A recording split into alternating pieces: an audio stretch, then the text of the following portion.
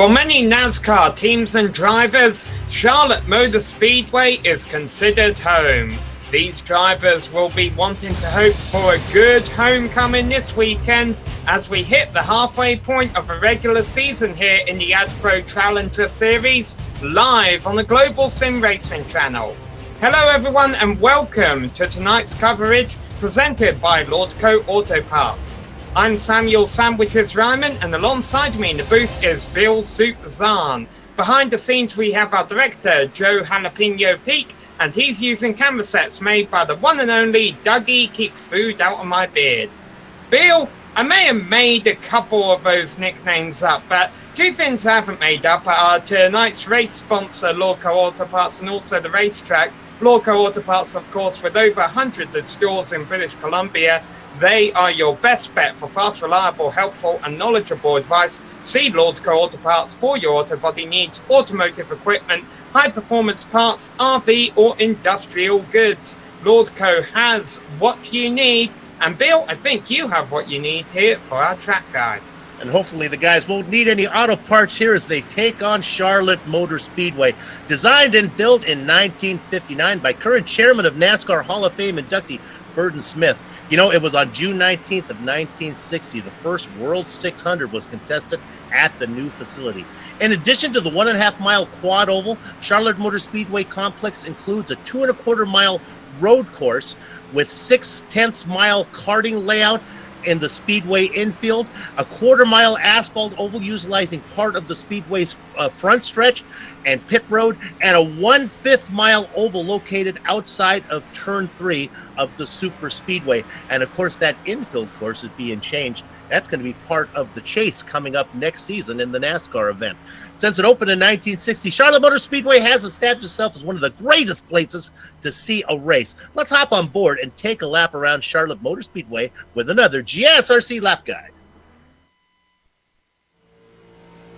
Hello everyone and welcome to the Global SimRacing Channel. I'm Brian Yazik. This is Charlotte Motor Speedway and I'm driving the GSRC Camaro. Charlotte is a fun 1.5-mile oval that has deep roots in NASCAR. So coming through the quad oval right here for your hot lap, you're going to find that white line down there on the bottom groove, rolling out to the throttle, maybe about 50%, picking it back up to about 75, and then finally full throttle back off of the corner. You do it any sooner, that yellow wall is going to find you in a heartbeat. Turns 3 and 4. Diving it right here, just letting off right before that white line. Let the car hug the white line right there on the bottom of the track. Float up through the middle. Cut through the quad oval right here on the bottom. Now Charlotte, in turns 1 and 2, as the run goes on, you can actually run this top groove fairly efficiently. So right up here, you're splitting the seam right there on your left. Full throttle already off of the corner, and it lets you get a great hole shot and potentially pull a draft on somebody that you're trying to set up a pass for in turn 3. Turn 3 and 4, not so much of a high groove, still trying to find that bottom, but if you can take care of the right front tire, the right front tire will take care of you as the run goes on. Back through the oval start-finish line, that will complete your track guide around Charlotte Motor Speedway. I'm Brian Yazik. Enjoy the show.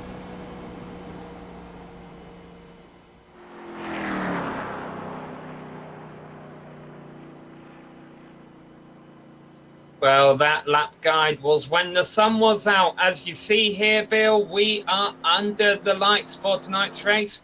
Drivers currently working their qualifying attempts. And why not let's have a closer look at our drivers, particularly the ones contending for the series championship. Yeah, we're going to start by talking about the 4 drivers that have wins. You see them highlighted there, 1st, 2nd, 3rd, and 4th in yellow. Those drivers have wins, and they're locked in. Trey Galligan, Gerald Campbell, Josh Tanner, and Adam Eisenhower. Take a look at their playoff points over there. You see the Campbell with 2 wins has the majority of that. He's got 12. Now go over to the column all the way over to the right there, championship points. You see that Galgun is 169 points above the cut line. There are 15 playoff points for winning the overall season championship. Go down to 5th place, Gabriel Wood. He's 182 points above the cut line. He's leading in that category. He's ready for 15 playoff points, assuming that he makes the playoffs, which he certainly probably will right now, even though he doesn't have a win. So 5th through 12th are all locked in. are all fighting to get into the playoffs. Now let's look at that cut line. You see Michael Snow 20 points ahead of Michael D'Amico as D'Amico has fallen down. He was up a lot farther. He's fallen outside the cut line. And then look at Tim Cox. He's got himself a playoff point that's going to be worthless unless he picks up 92 points and manages to get above that Mendoza line. Of course, he could do it by picking up a win. Sam? Yeah, first he's going to have to try and, well, actually, I don't think he's here tonight's race. So first he's going to have to try and show up to get the win. I was going to say he's going to have to get a good qualifying time in because right now Gabriel Wood is our provisional pole sitter, and I think they're done with qualifying. They say to finish first you must finish. Well, actually, first you must start. Oh, okay. Yeah, I need to make a note. That's why I'm not doing well in the iRacing World Championships. Okay. There you have it. Hey, let's have a look at our drivers who are here, who are going to start. What are they going to be faced with tonight? Well, as we mentioned at the top of the show, this series has a regular season and it has playoffs. We're at the halfway point of a regular season. This is round 8 of 16 as far as that's concerned. 23 races in total, but the last 7 make up the playoffs. These are the NASCAR XFINITY cars that we're using, Chevrolet, Toyota, and Ford. Fixed setups, and here's where it gets interesting, Bill. They kind of make this series unique by how closely they follow real world NASCAR in ways in which iRacing hasn't done yet. That you have a limited amount of tires for the race. If you cause 2 incidents, you're disqualified. And also, you can have a green-white checkered at the end of a race, and we have seen that happen. Yeah, now what's interesting is, remember, this is stage racing. We'll talk a little bit about that more in a minute when we talk about the race analysis. If you assume that there's going to be 2 caution flags are coming at the end of each stage, well, you can change tires there. You have 1 set that's on the car. That gives you 2 extra to play with. You're going to need 1 stop during that long final stage because you can't go a whole fuel run to do that one. So you're going to make a stage there, a tire change there. That leaves you 1 tire change that you got to be careful and use it wisely. You don't want to be at the end of the race with old tires because it's going to, especially here in Charlotte, they wear out.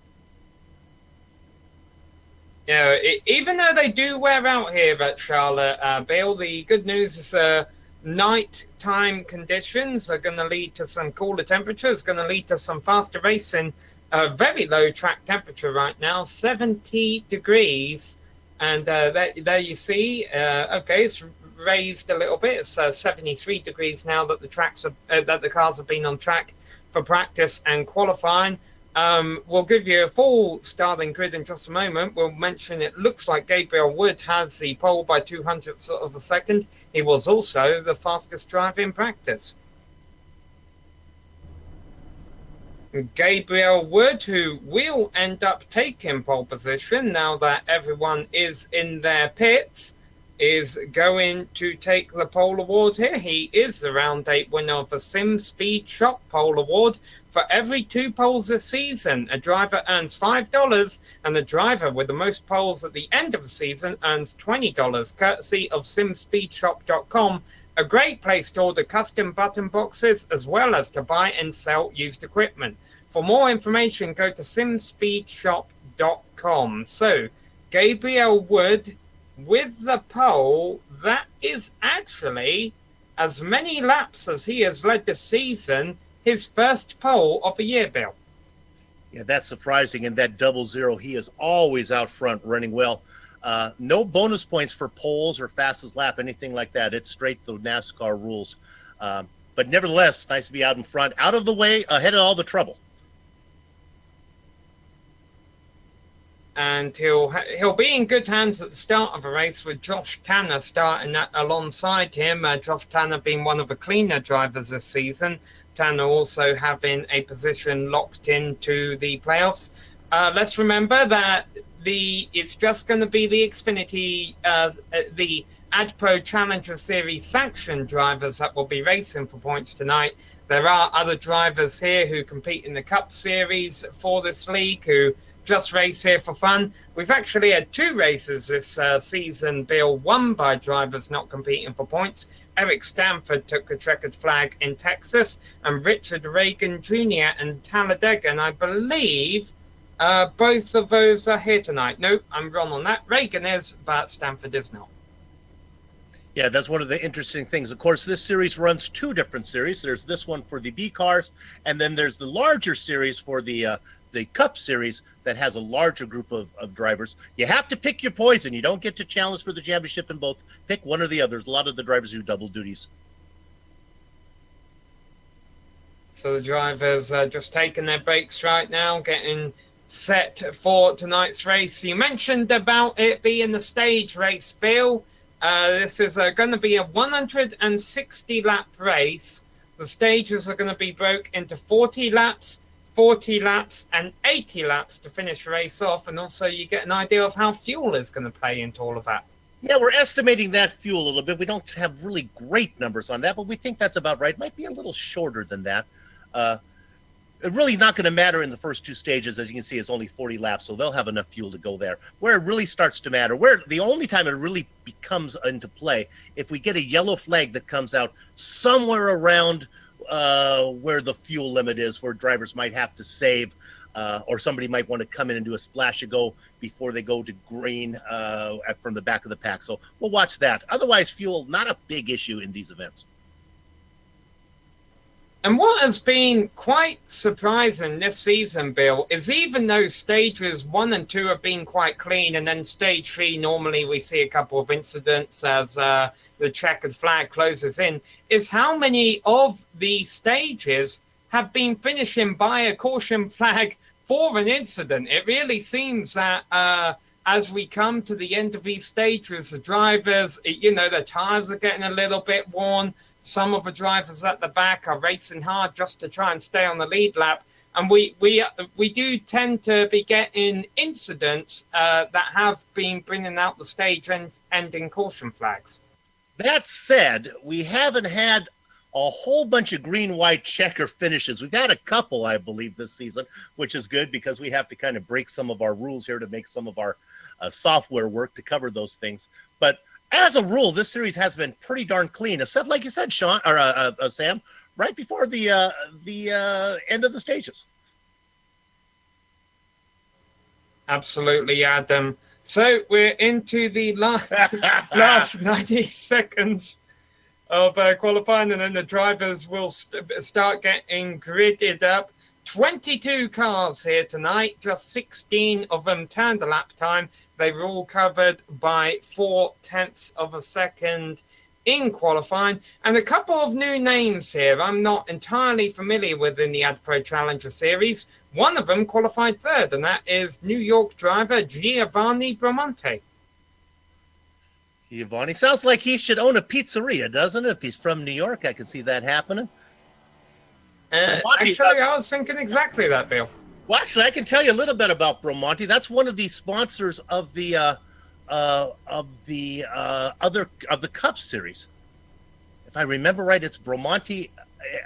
It's landscape and design is what he does. So I apologize for owning a pizzeria. Well, they're quite related. You can eat pizza while you're on break doing your landscape and work. Yeah.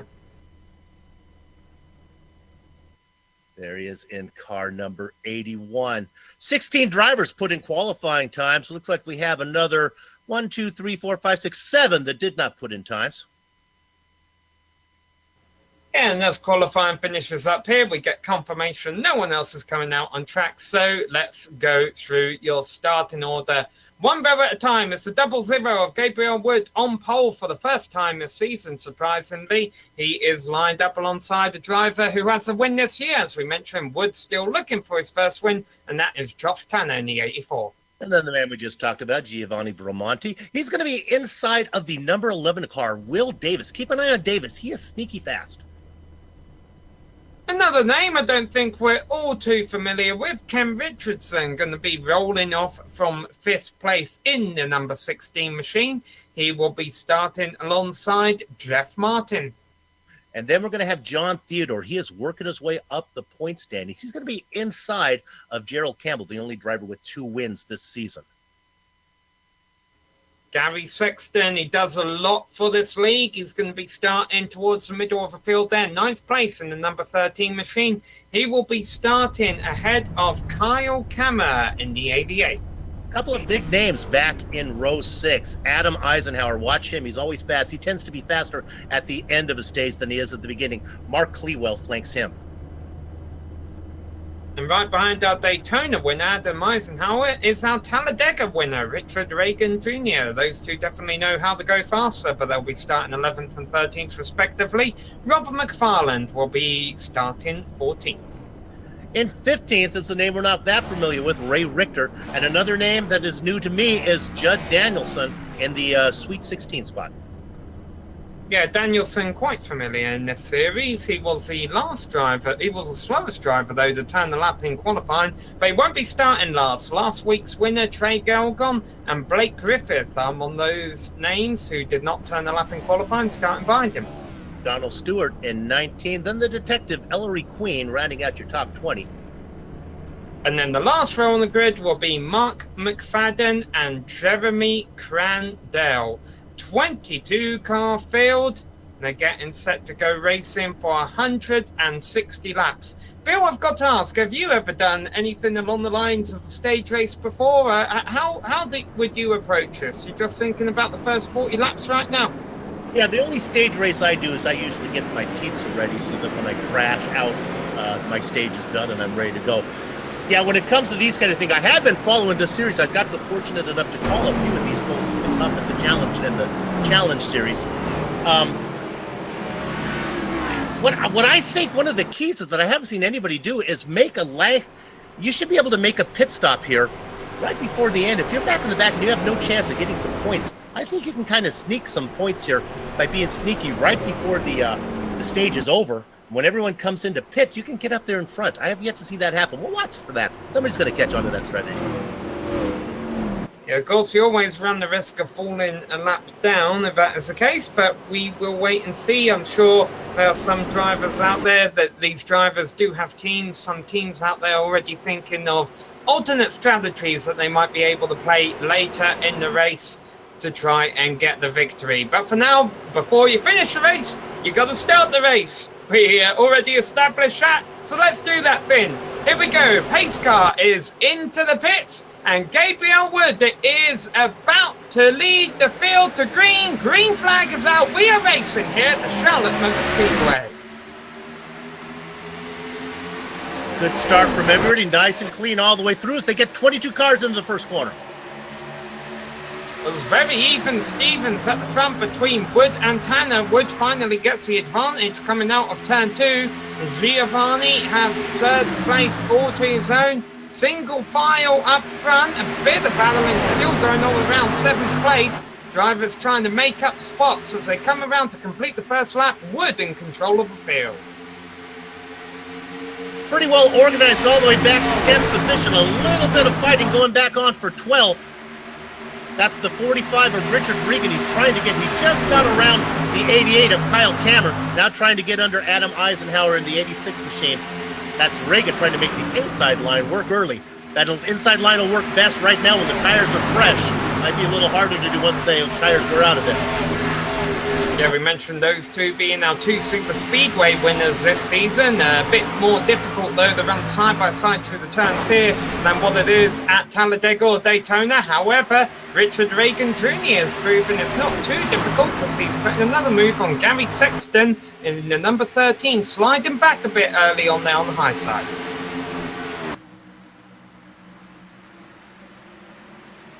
All the drivers sorted out in single file. Everyone just biding their time, getting their places.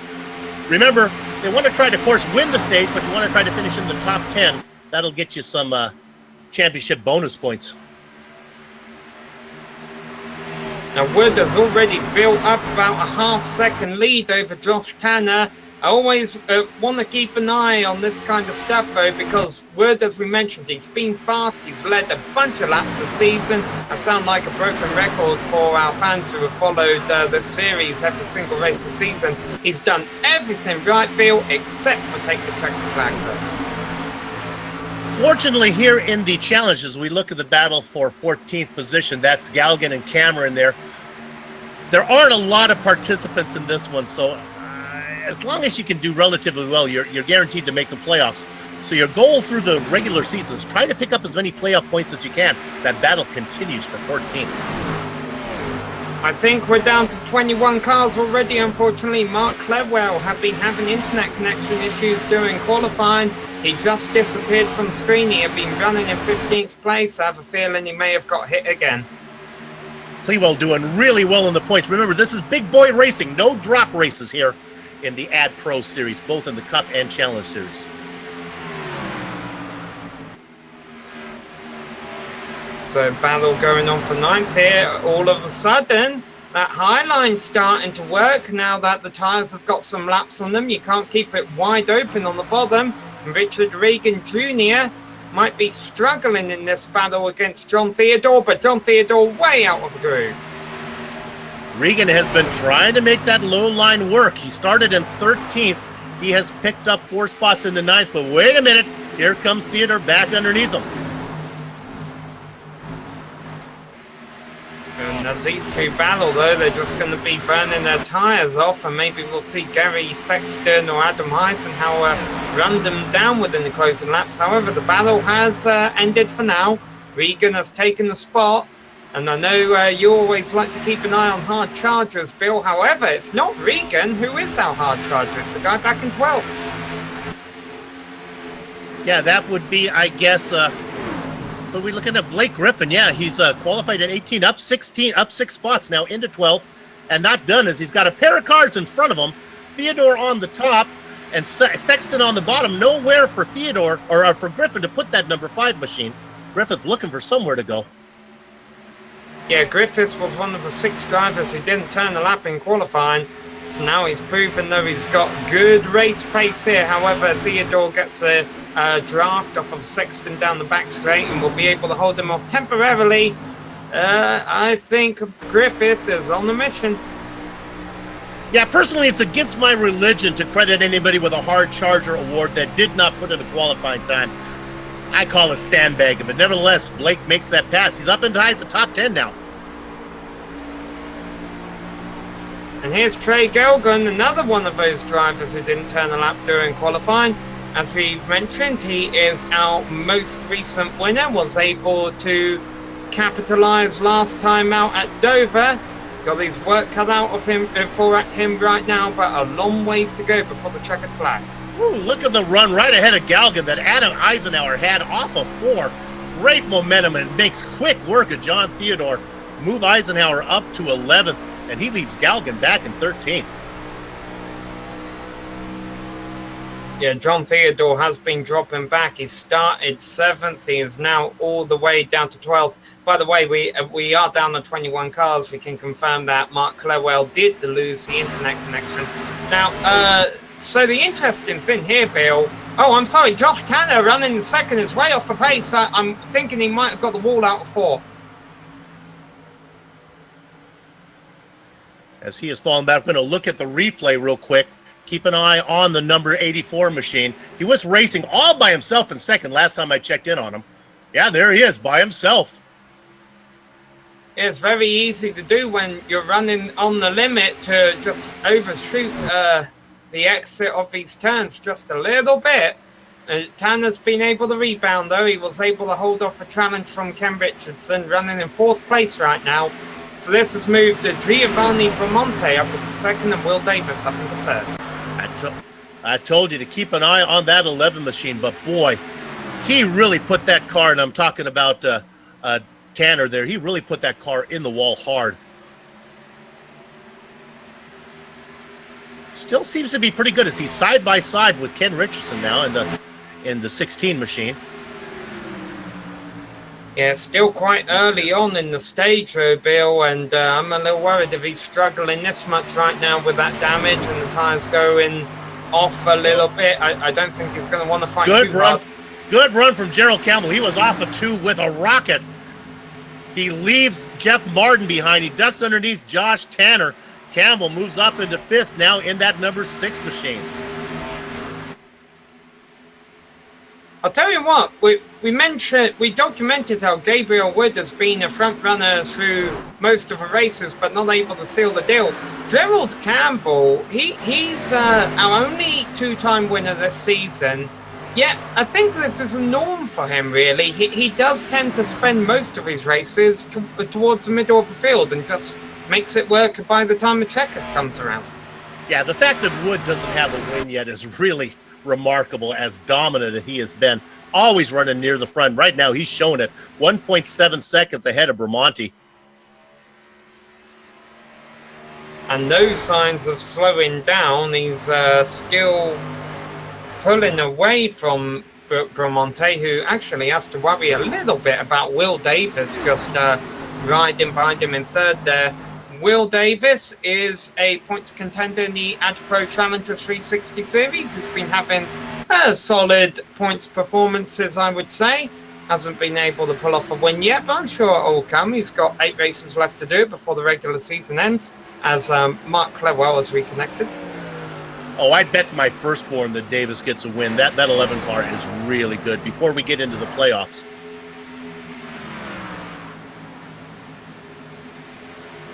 I would bet my firstborn that Will Davis wins, but I think I need to look a bit more attractive first. What do you see there, Bill? Well, I'm just saying, I hope my firstborn's not watching right now. Might be a little bit offended. Let's look at the 84 car of Josh Tanner. He's being passed again. This is Richard Regan getting underneath him now in 7th, coming up behind Jeff Martin. Now, Martin has a win earlier this season. What's interesting about Jeff Martin is he is not racing in the Cup Series. He's not racing in the Challenger Series for the B cars. He's actually racing in a series that we don't cover here at GSRC, the Truck Series. These guys run 3. Jeff Martin really, really, really fast. He could try and pull off the Xfinity win today, or the AdPro 360 Challenger Series win here today. Things closing in for 4th. Ken Richardson did not get a good run through turns 1 and 2. Gerald Campbell did. Right now, these guys are all just jockeying for regular season bonus points, because the guy who is really crushing this first leg, this first stage, is Gabriel Wood, up by 1.7 seconds. The good news for some of these drivers, especially guys at the back like Mark McFadden, we don't need to go there, but he races in 21st position. We know that the yellow flag is coming out soon. You don't have to worry about going a lap down. You should be able to get this first stage in as we go 40 laps. So stay on the lead lap. Battle 1 for 14th place here. Trey Gelgren, well, he may have won at Dover. He's not having a good night so far tonight, running 15th alongside the 88 machine there of Kyle Kemmer. We should point out that one of the things that makes this racing really competitive in this series is it is a fixed setup series. Everybody racing the same car, pretty much a spec series, so it's really in the driver's hands. And what that means is that these setups are very raceable, very stable. Drivers don't have to, they're not tempted to put the car on a razor's edge to try to make it faster, and we end up with a yellow fest. That's why we get some good racing here. And right now, that battle you're looking at there for 15th, 16th, 17th, and 18th, with Kammer out in front, Galgan, Stewart, and Judd Danielson, the caboose of that 4-car train. Well, as I say that, here comes Jeremy Crandall into the mix as well. Yeah, the problem with fixed setup series like that, Bill, is whenever you do have a race where the setup's just a little bit off, everyone has to struggle with it. I think a challenging thing really for these drivers tonight is the tyre wear. You alluded to it earlier. The lap times they're running already, they're almost about 2 seconds off of a pace than what they were at the start of the race. Right, and that's why if you put yourself in between the ears of Gabriel Wood, now up by 1.2 seconds, he doesn't need to be any farther than that. There's absolutely no point for Gabriel Wood to run away from this thing, open up a 6-7 point lead, 6 or 7 second lead, and then have a yellow flag come out and find out that he's used up all of his stuff, getting a lead that is gone now. So he's just out there minding the gap, 1.2 seconds, saving his stuff. Yeah, as came down a little bit. Let's get back in the back of the field again with this battle with Trey Gelgan alongside Kyle Kemmer. I can't imagine when your tyres are burning off 2 seconds a lap after 20 laps, these guys are going to want to race too hard, especially because I mean, if anything goes awry, they do risk going a lap down. They're only about 9 seconds off right now, but talking about going awry, Blake Griffith is cutting the grass into it on the front straight, comes back on track, but a bit of a scary moment there for the driver for number 5. We'll take a look at that one on replay.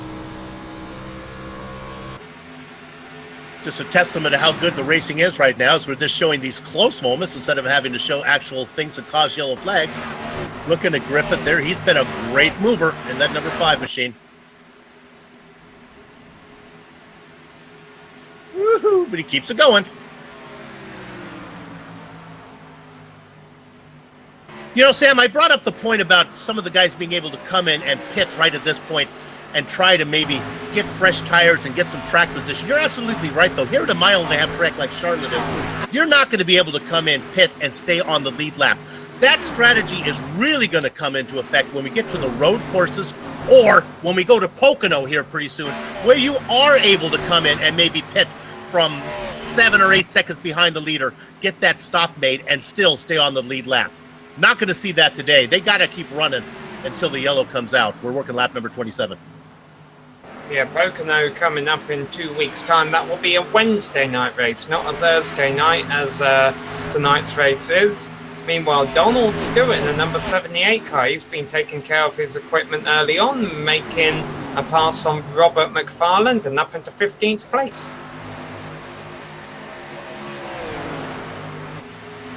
And as that, maybe we can take a quick look here at second position. This is Giovanni Bramonti. Don't get excited, folks. There's that familiar number 65 car.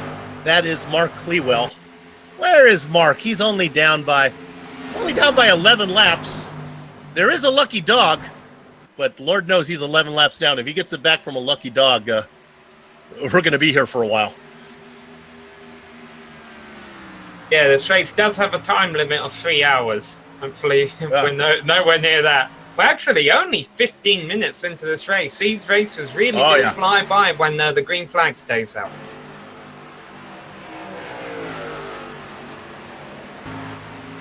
How about a shout out, Sam, to the driver in 11th, Ellery Queen. He just got around the 84 of Josh Tanner.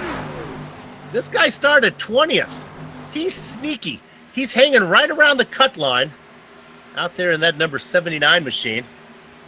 And now he's coming up on the back of Blake Griffith. Ellery Queen looking to get a few bonus points here if he can crack the top 10. Yeah, and the odds should be in his favour. In front of him is a car who slid his tyres out of turn 4 a little while ago. Behind him is a car who knocked the wall down out of turn 4 early on in the race. Ellery Queen, to our knowledge, has a clean car so far. And the Queen likes stuff very clean. So he likes a clean machine, right? With the royal wedding coming up, that's going to be very appropriate. A couple cars off. No, yellow flags flying, even though they're in the pits. It started with Donald Stewart, and then the poor guy collected Judd Danielson. And if you stay with Danielson, a third car is involved in the incident, the pace car. Let's see if we can stay on Danielson here. Now, it starts with Donald Stewart. You see him in the 78. That has the signs of a hardware failure. Let's switch to Danielson there. And you can see Danielson go to the inside, and he collects that beautiful pace car. Boom. Are there fast repairs for the pace car? No, I wonder if the pace car can get disqualified for ghosting through pit stalls. We have seen drivers in this league that the admins are not afraid to hand out penalties to drivers if they drive through too many pit stalls under yellow. We're about to see some green flag pit stops here, and since we're only at lap 32, mixed strategy calls here. Boy, first one in. What are we looking at? 8 laps to go. Boy, if you're in front, you can't afford to come in, because who knows how many guys will stay, where you will cycle out. Maybe they all stay out. So this is going to be good news for Richardson in where will he be in line here? About 11th position, I guess. Well, Sam, I think that's probably good for 5 or 6 spots. Don't know if he can get to the front. Josh Tanner missed his pit still, some more problems for him, but you can't blame Tanner for coming in wanting to get these repairs. Now, of course, there's always a chance, Bill, that someone like Josh Tanner might not even elect to take tyres while he's in the pits right now. He could just be getting the fenders pulled out and then do the next 5 laps on these old tyres and then join everyone back at the end of the stage 1 caution to put his second set of tyres on for the race. There you go. Or if I take that a little bit farther, if he were to only take fuel, I wonder what takes. Fuel is longer than tires, right? Or honestly, I don't know, Sam. Do you know if a full fuel is probably longer than tires? You could do tires this time and fuel next time on the yellow flag that's coming out. We'll have to see how that plays out. Well, you can do 2 tyres. There you go. Yeah, technically, I mean, the number of tyres they're limited to is 20. Now, it doesn't mean you have to do 4 stops for, 4 sets of tyres. You could do 9 stops if you want for 2 sets for, 2 right sides each time. Yeah, actually, they don't separate them by rights or lefts or fronts or back. You could actually put, I guess, 8 tires all on your front right if you wanted. What Sam and I are trying to talk about here, folks, is a way to kind of work the system where you come in and do something this pit stop, and then you're going to come in here, there's going to be another yellow flag in a while. Then you come in and take the rest of your stop on that one, and maybe you can jump the field a little bit by doing half your work this time, half your work next time, save some time in the box. And also save a set of tyres in Right. case you get a flurry of cautions in that last 80 laps. So we're not going to have a long time to go as our stint is 40. The lights are still on. They'll go around one more time. So we'll have a 5-lap dash to that first stage. And again, here's what we talked about with Gabriel Wood. All the work he's done, all that time put in, nothing. That's pointless now. Now, one of the things, let me pull back the curtain a little bit here on a GSRC broadcast.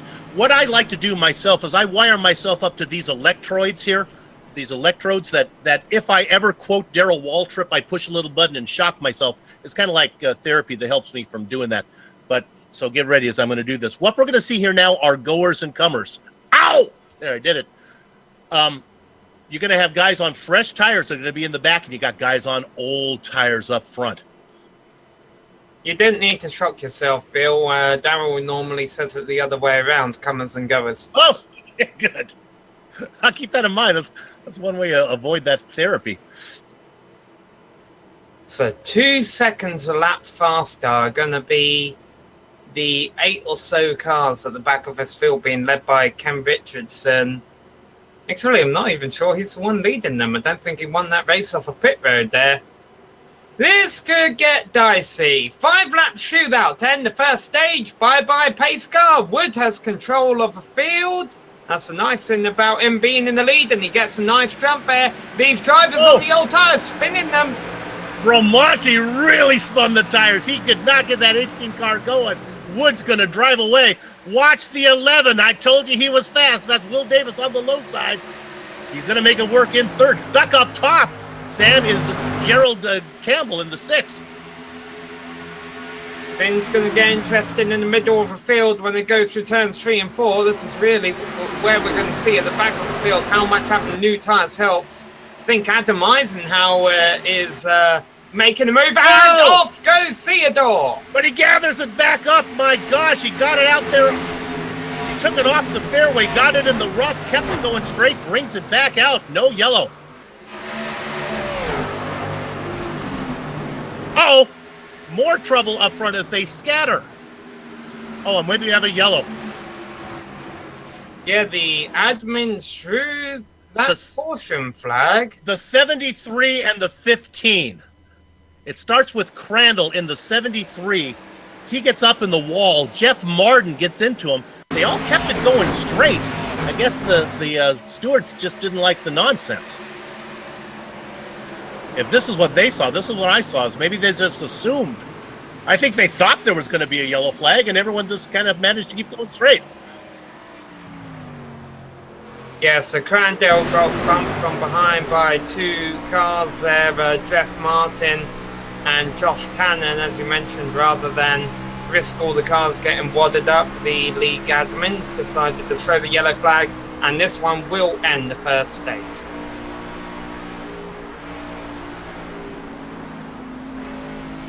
Nice driving there by Mark Clewell. That will get you one of your 9 laps back eventually. Oh, now look at this. Pit stops. Is that because they think that the first stage, yes, the stage is over when the even though they're not lap 40 right now, that they'd rather keep the caution simple by just saying whenever the caution that ends the stage comes out and iRacing opens pit road, will award the stage points at the end of the stage when the caution was flown, and so that means you're not losing anything by taking the pit road under the stage ending caution. Of all the stupid rules I've ever heard in iRacing by private leagues, that's not one of them. Whoever came up with that rule, give him some type of award. That's genius. Gabriel Wood came in first, comes out first. But you know, go Sam. Adam Eisenhower is the race leader because he pitted and only has 1 lap of racing under those tires. Okay, look, we talked about it before. I said you couldn't do it, but I didn't think about pitting under yellow. Yeah, what he did was came in, got a brand new everything, close enough to the end of the stage where he should be able to go the distance now to the end of the second stage, and he's bought himself some track position. Well, that's what I meant to do. You don't have to do it at Pocono or on a road course. You can do it under yellow. Way to go, Adam.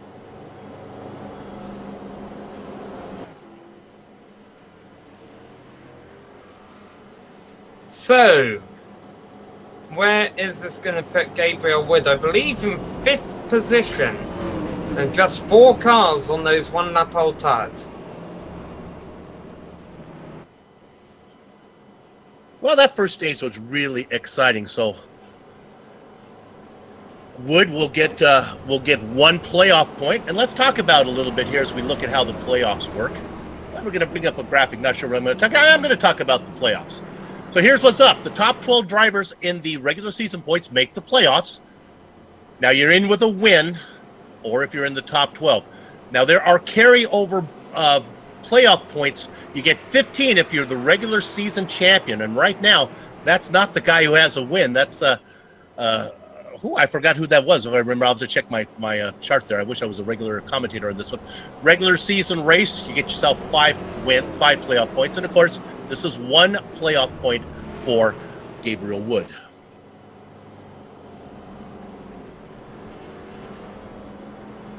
Yeah, as far as points are concerned, Gabriel Wood leads the regular season points. He leads by 22 over Mark Clewell. Well, he's going to extend that today at this rate. Yeah, sure will. Because he picks up, not only will he picks up 10 regular season points for winning this stage as well. So that's a very, very helpful. Mark Clewell now only 8 laps down. Judd Danielson and Donald Stewart, after their incident that brought out the first caution, are both 3 laps down right now. The other 19 cars on the lead lap. And Adam Eisenhower getting ready to lead them back to green. Hopefully, with just, as we mentioned, 1 or 2 laps of green flag racing on those tires, he should be able to get a clean restart here. Good restart and enough fuel. Keep your eye on the car on the inside of row 3. That's Gabriel Wood. He's been the class of the field so far. Got a little bit of traffic in front of him. He's got a little work to do, Sam. Yeah, Gabe Wood seems to be a driver who likes that clean air. He doesn't really worry about saving his tires in the short run. He knows if he can get all that air on his nose, he can pull away with it. And Robert McFarland pulling up a bit far there on the high side. I think that's going to hurt him here. Well, I don't know if it's going to hurt him. It's sure going to hurt the car behind him in the 16 of Ken Richardson, who has nowhere to go. Luckily, Ken drops that car down underneath. The 41 now stuck on the top side. Remember, a lot of these guys are up here from snaking the system. They're maybe not as fast as the regular guys behind them. Meanwhile, look at that. Eisenhower pulling away. Yeah, there's Giovanni Bramante who kind of gets trapped behind McFarland there.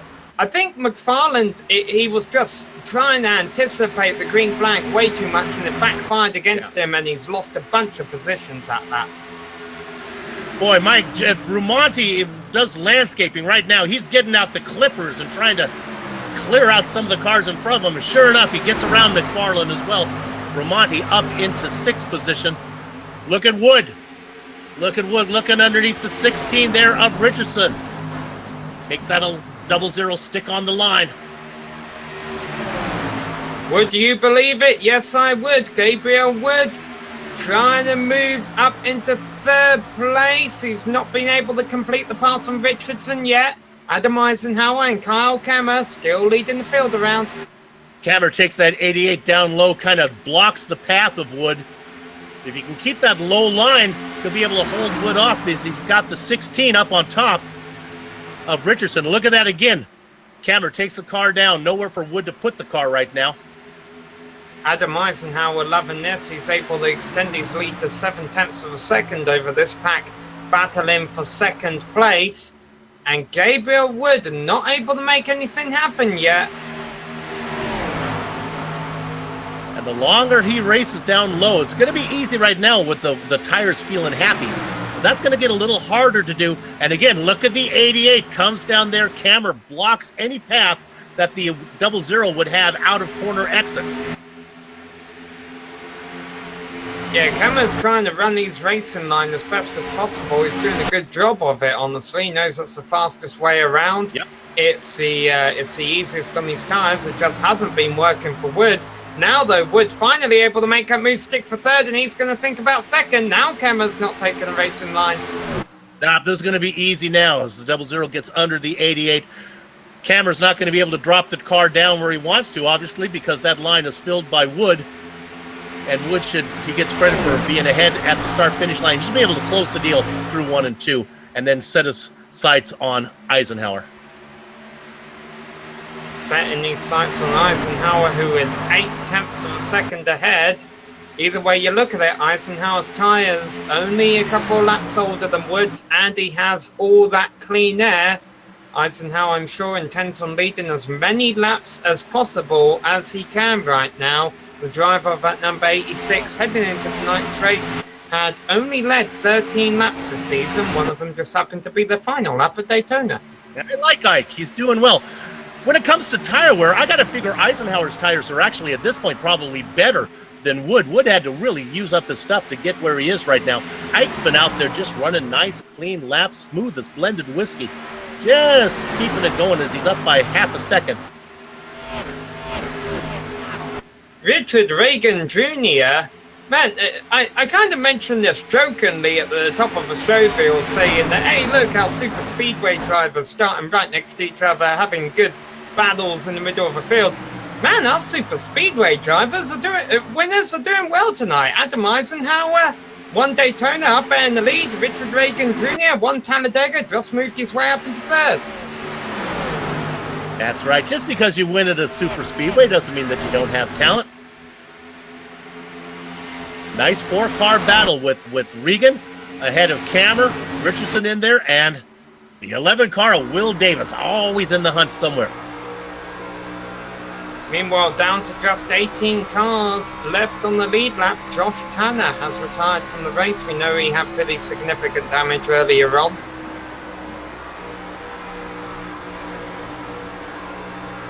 $18 cars on the lead lap, as Sam just mentioned. Last one being Ray Ricker.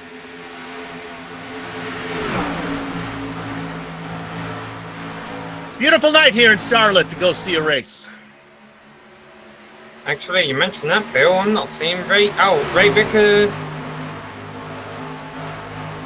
He's out there. He's yeah, he's out there. Yep. He's looking ahead of Danielson and Stewart. But right now, maybe we better look all the way ahead. As, my goodness, bringing the wood is Gabriel Wood. He is right behind Adam Eisenhower now. How many puns do we have left in this, Bill? I'm done. I'm setting the my electroid here to shock me. auto shock for any pun. All right. So here comes Eisenhower to lead the lap number 52. Will he lead lap number 53? I am not so sure, because Wood has got his nose underneath in turns 1 and 2. Almost wonder if Eisenhower will just let him have this. No, he's going to fight him out of turn 1 and 2. Make Wood work for it. Get that momentum on the high side. If you can take the top line out, you'll get a better drive out. Now as they work through here, look at that. Nice job from Eisenhower. Again, those tires are probably pretty happy right now. He's going to, well, he fends off one attack. How many times more does he have to do that? Is we're lap 54, whether that be 26 more times? Yeah, 52 if he did it each turn. Yeah. There you go.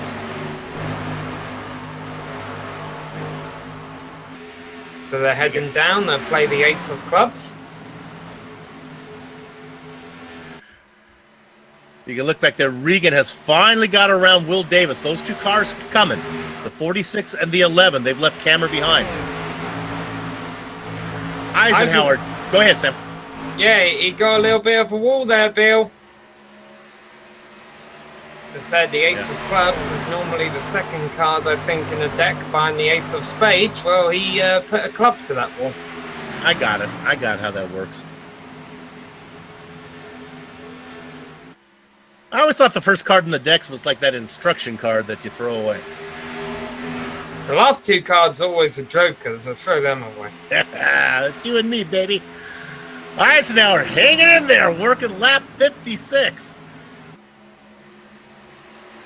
A good bound for 6 going back on. We'll take a glance at this real quick, though, because I think we could have a 3-way battle shaping up for the lead here in the not-too-distant future. Back here, we got Carl Kem on those old tyres, Ken Richardson also on the old tyres, and Trevor Campbell doing what Trevor Campbell does, trying to carve his way back up through the field. Gonna steal you away. Let's go back up front. Here he comes. One more dodge in there. This time he's in good position. Oh, he gets a great drive through. And Wood gets the pass made. But look who's coming. Look at this. Yeah, do a little crossover. Okay, Eisenhower does not want to give up the lead without a fight. Oh, I don't think he's going to have a choice. Oh. He's pushing up a hill. And all that nonsense allows Will Davis. Watch the 11 come with a great run off of 4. Up on top, he's got the momentum rolling. He's alongside now of Eisenhower from the top. He should be able to just drive away now. Move Adam Eisenhower back to 3rd. Will Davis in the 11 up to 2nd. Just having a couple laps extra, older tyres seems to really be hurting Eisenhower when he gets trapped down on that lower side compared to these cars coming with slightly, tiny bit fresher tyres. Richard Reagan Jr. trying to knock down that pretty yellow wall up high there. We ride on board with Reagan. Racing in 4th. Dad would be proud right now.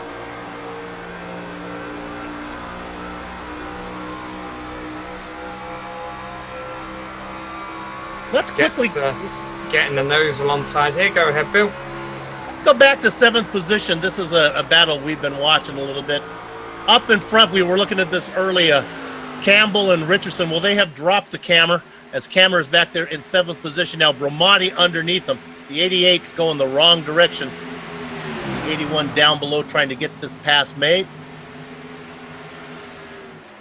Yeah, and Campbell got a really bad run out of 2, and Richardson's trying to challenge him again. Yeah. Halfway through the 2nd stage. As we look at that, you can see the 16 gets his nose. He gets out of 2 great, but that top line, watch the 6 power through. Campbell's going to hang on to 5th, actually takes 5th. Yeah, we got a tight battle for 3rd going on, a tight battle for 5th, and a tight battle for 7th. These drivers know with less than 20 laps left in the stage, yeah, sure, they risk hurting their tyres, but it is a bit of a sprint race. I mean, 20 laps around here goes by in less than 10 minutes.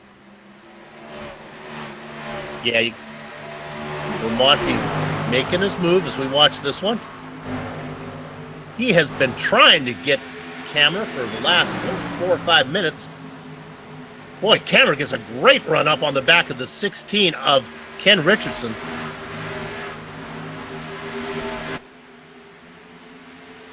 Boy, if you were lucky enough to be a fan here, there's action all over the track. Great battle as we look at this battle for 5th between Campbell and Richardson. Romani now trying to make that move one more time. Then he gets underneath.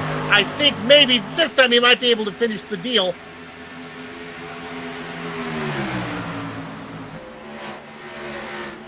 No, not quite. Getting pinched down there on that low side. It's going to depend if Kemmer's able to get the run out of 4 or not. He's not able to carry the momentum. Bramante might be able to make it stick on the entry of 1. He's got the shorter way around here. And now Cameron starts as he takes a really high line. Boy, he tries to get a run off of 2. The 13 car back there is a driver we haven't talked much about. That's Gary Sexton having a nice run back inside the top 10 now in points. I think Kyle Kemmer almost considered giving Bramante a bit of a bump draft down the back straight there. Not sure how well that would work here at Charlotte Motor Speedway. Yeah, he almost did the bump draft in the corner. He was right up behind him. All this going on behind Wood and Davis, the 00 and the 1, starting to pull away. Good battles going on in the middle of the race here, in the middle part of a regular season. This race being presented by Lordco Auto Parts. With over 100 stores in British Columbia, Lordco is your best bet for fast, reliable, helpful and knowledgeable advice. See Lordco Auto Parts for your auto body needs, automotive equipment, high-performance parts, RV or industrial goods. Lordco has just what you need. And right now, it's producing some great, exciting racing for us here tonight, Bill, at the Charlotte Motor Speedway. As you mentioned, with Gabriel Wood leading as we approach the halfway point and the end of stage 2. Talked about British Columbia. Spent a great weekend in the city of Victoria, right next to Vancouver up there. Love British Columbia, my wife and I. Sam, you'll appreciate this. We went to tea. Speaking of Victoria and tea, Eloise Queen sitting right in front, right outside of the top 10 right now in the number 79 machine.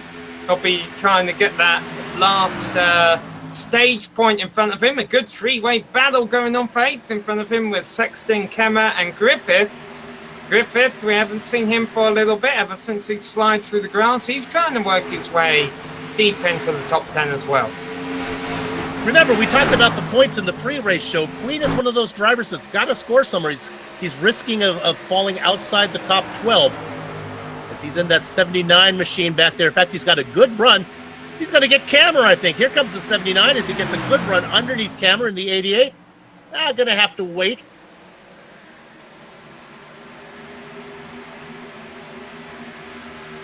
Oh, wherever I point my binoculars, I see a battle. It's great racing going on. I'm glad you're keeping those binoculars on the track for once, Bill.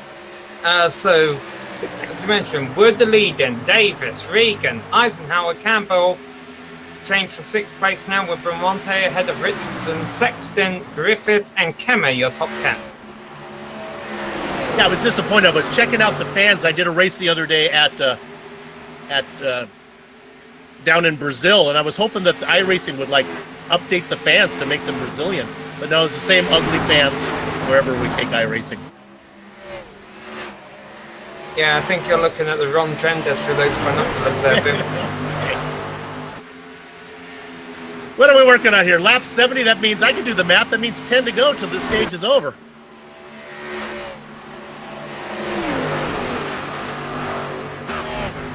Gerald Campbell holding on ahead of Bramante here in 5th and 6th positions. Even though it hasn't looked like a Campbell night here, Bill, I'm not counting him out. I feel like I've seen this too many times. Oh, yeah. Absolutely. Oh, although he could have been counted out very quickly right there. No, see, It's a different animal, that final stage, because there's a pit stop involved during the race. That changes everything. Campbell's a smart cookie. And you all know, if you follow GSRC, having an extra pit stop can really change things up. Last night we saw Jason Galvin win the Lionheart IndyCar Series race because of the late caution flag, which enabled him to have a pit stop. Had we not seen that caution, Samuel Ryman probably would have won it. I'm not so sure about the last part of your statement, but absolutely, if you didn't catch that race, that was a good one. Driver on fresh tires making a run through the field at the very end to get the win. You doubt me too much. All right. You did lead a lap, I'll give you that much. Two, okay. I'll tell you who's been leading, although Gabriel Wood's been crushing this thing. Go ahead, Sammy. This battle for 7th isn't going away. Ken Richardson, Sexton right on his rear bumper, Griffiths right on his rear bumper. 7 laps to go for these drivers to resolve. I mean, it's not just stage points that's on the line here, Bill, but also the position in which you enter the pit roads could be critical for track position starting the final stage. Absolutely. Although I've got to confess, I don't think there's going to be any silly strategy calls going on at the end of this stage. Everyone's going to want 4 tires and fuel. No, it's a fill it up, give me 4, and then we'll see how it plays out from there. Let's look at 8th position. This guy has been really quiet. Gary Sexton. Can't quite get my finger on what type of driver Sexton is. Sometimes I've seen him really good. Sometimes he just seems to be a back marker. Right now, racing around 8th, that seems to be his spot. He's got Blake Griffith behind him.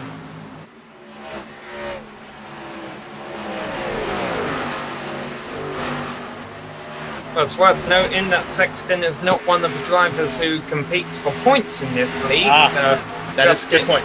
Yeah, just here trying to race for the W. It's going to have to try and make something happen in the last stage, which, as you mentioned, there's different ways of trying to go about that. Talked about it before, there are 2 series. The Cup Series, that always races on Thursday. Then there is the Challenger Series, which alternates from Thursday to Wednesday. If they ever double up on the same week, this gets bumped over to Wednesday nights. And if that confuses you too much, subscribe to the channel and hit the notification bell there on YouTube. And then you'll get a notification each time the Global SimRacing Channel goes live for this series. You'll make sure you never miss a race for the rest of the season. I have one connected to my phone. Wakes me up every Saturday morning every time we cover that dang Lotus 49 thing that happens at about 5:30 a.m. my time. Gabriel Wood coming across. Going to be leading lap number 78. I think we're going to get this one to finish under green. Oh, I know I said that a few times, Bill, and at other races it hasn't been the case, although I'd agree with you right now. Things have seemed to have calmed down here at the end of the stage. The drivers in 6th to 8th still running close together. No one really close enough to make a move, though. They might have just, gotten their beds ready here. Getting ready to see how the last stage goes. As Wood comes around out of 2 for the final time this stage. Well, I guess he's got to go one more, right? That's the finish lap 80, so they go one more after that. Cameron, remember we documented him, how he was doing. Boy, he finally fell down to 11th. He's going to miss any stage points. Ellery Queen, though, got up into 10th. But the real exciting battle is the one you've been looking at, Sam, the one in 6th. Campbell, Richardson, and Sexton with Griffith as Wood gets the white flag. Yeah, but right as pit road comes to a close, Jeff Martin comes into the pits. The problem is I think he was almost the tail end of the lead lap to begin with. He's got to be careful he doesn't go 2 laps down here before the caution comes out. He was one. Now he's rolling again. No, he's trying to do what we talked about. He's coming in trying to do his pit stop in 2 stages. I think he's going to get out ahead of the guys as the win goes to Gabriel Wood. Yeah, I mean, he's still going to end up getting the lucky dog and trapped 1 lap down here, I think. But as the caution comes out to end the stage with Gabriel Wood winning both of our stages, It's something different. You're the last car on the lead lap. Why not try something different? Sam, you are right again. He did go a lap down. I thought he was going to be able to get in and out without going a lap down. That was not the case. No, I knew he'd go 1 lap down. I was a little concerned for him. He would go 2 laps down. But he remains just 1 lap down, which gives you a lot more. And he should get the wave around because no one. He should get the lucky dog. No one else was a lap down. So here's your top 10 order for that stage. Wood, Davis, Reagan, Eisenhower, Bramante, Campbell, Richardson, Sexton, Griffith, and Ellery Queen gets that final regular season bonus point. Yeah, Queen found himself a bit under pressure during that stage, but was able to pull it off. And all those guys who worked for track position, well, not really. I guess Adam Eisenhower getting 4th, that worked out for him. He was the leader, so he only lost 3 spots on those. That worked out well. Here they come. So Wood leading Davis in. Of course, the big thing to watch here is will anyone overshoot their pit stalls? Very easy to do when it's crunch time. iRacing doesn't really have pit crews that make mistakes yet. A lot of this is on the drivers. And this one you do not want to make a mistake on. This is your qualifying pit stop right here. How this? Oh, and look at the 18. Bramante still trying to find a spot. I think he's too wide. Look at the 18 the 81 as I sit in looking upside down on the hood. Now Bramante finally finds a spot. He's going to be crushed. Well, you might as well stay in there now and have some tea because you're going to be last out anyway. Take your time. Gabriel Wood, though, was first out. Richard Reagan Jr. and Adam Eisenhower beat Will Davis out. Will Davis drops from 2nd to 4th. Well, the lap cars will pit at the end of this lap. It'll be a couple of laps before we get going back green, so we're going to take a quick break here on the Global SimRacing Channel. We'll be back for the restart.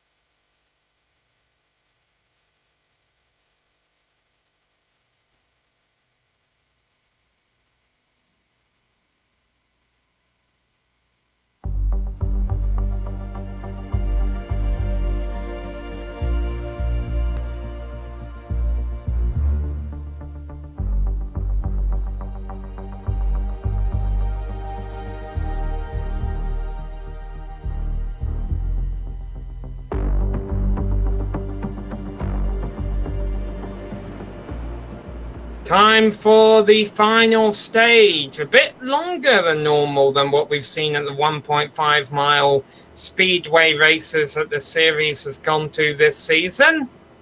So it will be interesting to see how this unfolds. All of these drivers will have to make one more pit stop to get to the end. and they all have one set of tires left available for them. When are they going to use them? They all have 4 fresh Goodyears right now. Positions on the line. Gabriel Wood has got the position that everyone's going to want to be after, but he's done a good job at maintaining it all race long. And with a strong restart like that, Bill, it looks like he's going to be able to keep it a bit longer. Now the racing, while it was important earlier on, now gets a little more serious for these guys. Look at the battle for second. That's Adam Eisenhower down low in the 86, underneath the 46 of Regan. Will Davis, the guy who continues to be looking to get that win, back there in 4th. How about Sexton, up to 5th? Yeah, mentioned not really sure which way Sexton was going to go in this race, towards the front or towards the back. Well, he's coming towards the front right now after starting 9th, running in 5th. Boy, things getting close for 2nd and 3rd here. Adam Eisenhower and Richard Regan really using those new tires. It's the battle of the presidents as they go into turn 3. well, almost, but I'll give it to you. And I like Ike as he's going to get that one. Regan not going to... You cracked me up with the presidents. Nice job. And if you want to take in the Confederacy, we have Jefferson Davis also represented. Sorry, Sam, I know you're new to America, but... Okay. I got a 5 on my AP US history exam. Okay, there you go. A long time ago, though. And our first president, George Washington, had wooden teeth. So with that in mind, let's give a little love to Gabriel Wood out in front. Also had the same initials. Okay, we got to stop this now, but yes.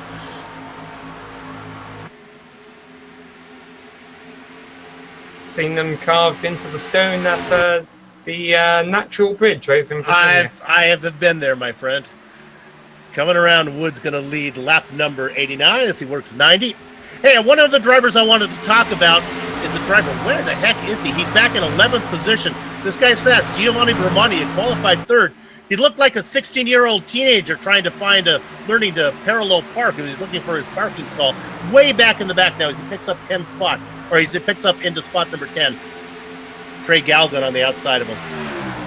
Yeah, well, Bramante started 3rd, and he did a very good job at maintaining the podium position early on.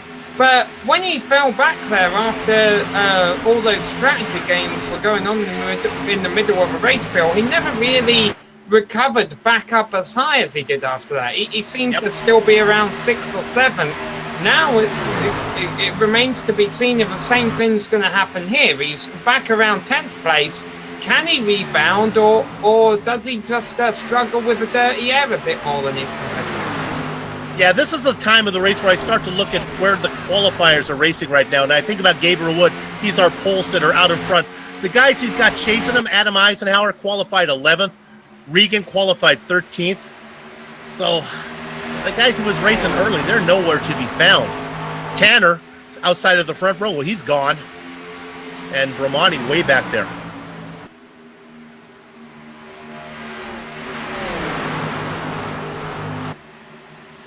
But there is a pit stop, and the way these guys have been racing, probably a green flag stop. Yeah, and we predict a fairly large fuel window here, Bill. I mean, we mentioned it's 80 laps. It is the final stage length. We lose 4 of that at the start of it anyway from wrapping up the stage 2 caution. So these drivers having to race 76 laps essentially. Let's call it 75. With about a 45 to 50 lap fuel window, that could be as much as 50 laps that we could see drivers pitting after 25 laps, or we could see drivers pitting as late as 50 laps. So let's talk about that for a minute. If you were just interested in running this stage as fast as you could, what you would want to do is break it up into even 50% on each side, even sections. You want to take that pit stop right in the middle. It means you get the most use out of your tires. The problem with doing that is you risk pitting, going a lap down, and then having that yellow flag come out after you've made that stop. So personally, I like to run it until the car is dry. That way I don't have to get worried about getting caught out by a yellow flag. If I was Gabriel Wood, I would just run as long as I could. I wouldn't worry about lap times. Yeah, well, one nice thing about being a lead in a race like this too is, sure, he'd go a lap down if he pitted right now, but he's running so high up, he wouldn't be that far a lap down. You know, he'd be able to use the new tyres to quickly get back on the tail end of a lead lap. Looking at the great battle there for 6th position. Oops, heard a little bit of banging. Let me see if I can see it's what it was. Mark Clewell, the driver running 8 laps down. He's up in the wall in turns 1 and 2, letting the lead lap cars go by him down low. Yeah, let's take a look at this one now. Now, Mark Clewell is no back marker. I don't think he owns a back marker United card, even though he's racing 8 laps down. This is not how we usually recommend it at the meetings, that you get out of the way. He's just trying to skinny the car up a bit. Good battle going on for 3rd place when we get back to live action. Jefferson Davis, or Will Davis rather, looking underneath Ronald.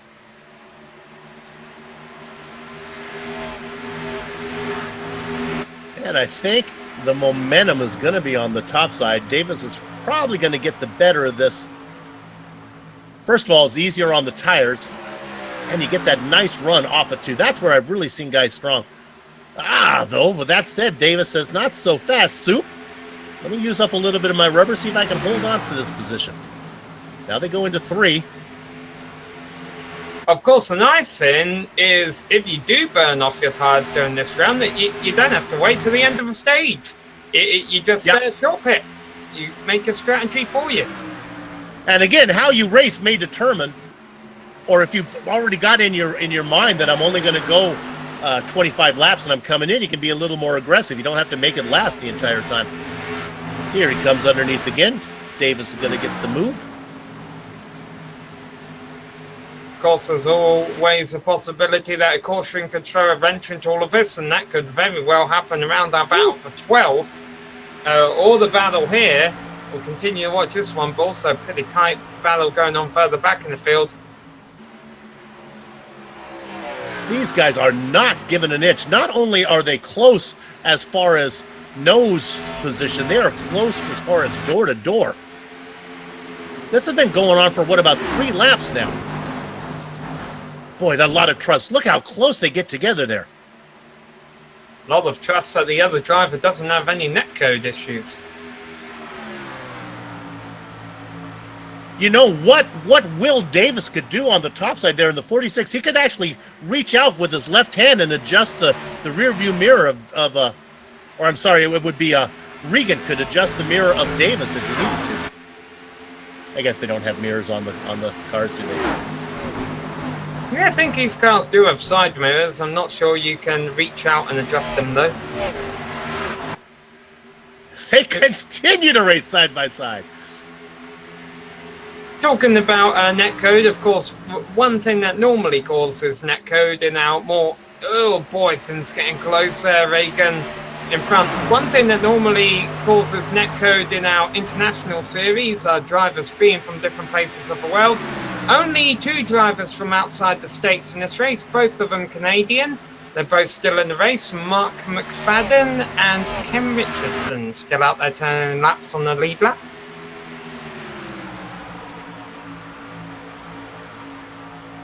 Nice to see those drivers from Canada in the event today.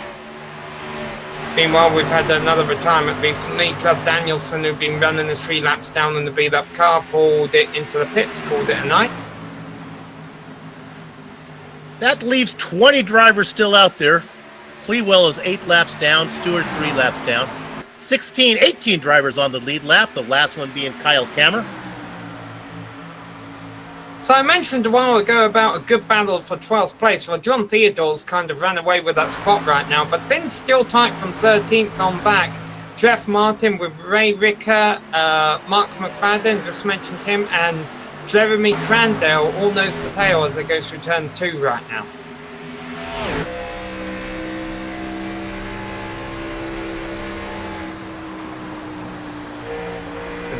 We keep an eye on this. I'll tell you, the battle for third still isn't quite done yet, Bill. Although Richard, I think Will Davis got loose in turns 3 and 4 and allowed Regan to run away with it. But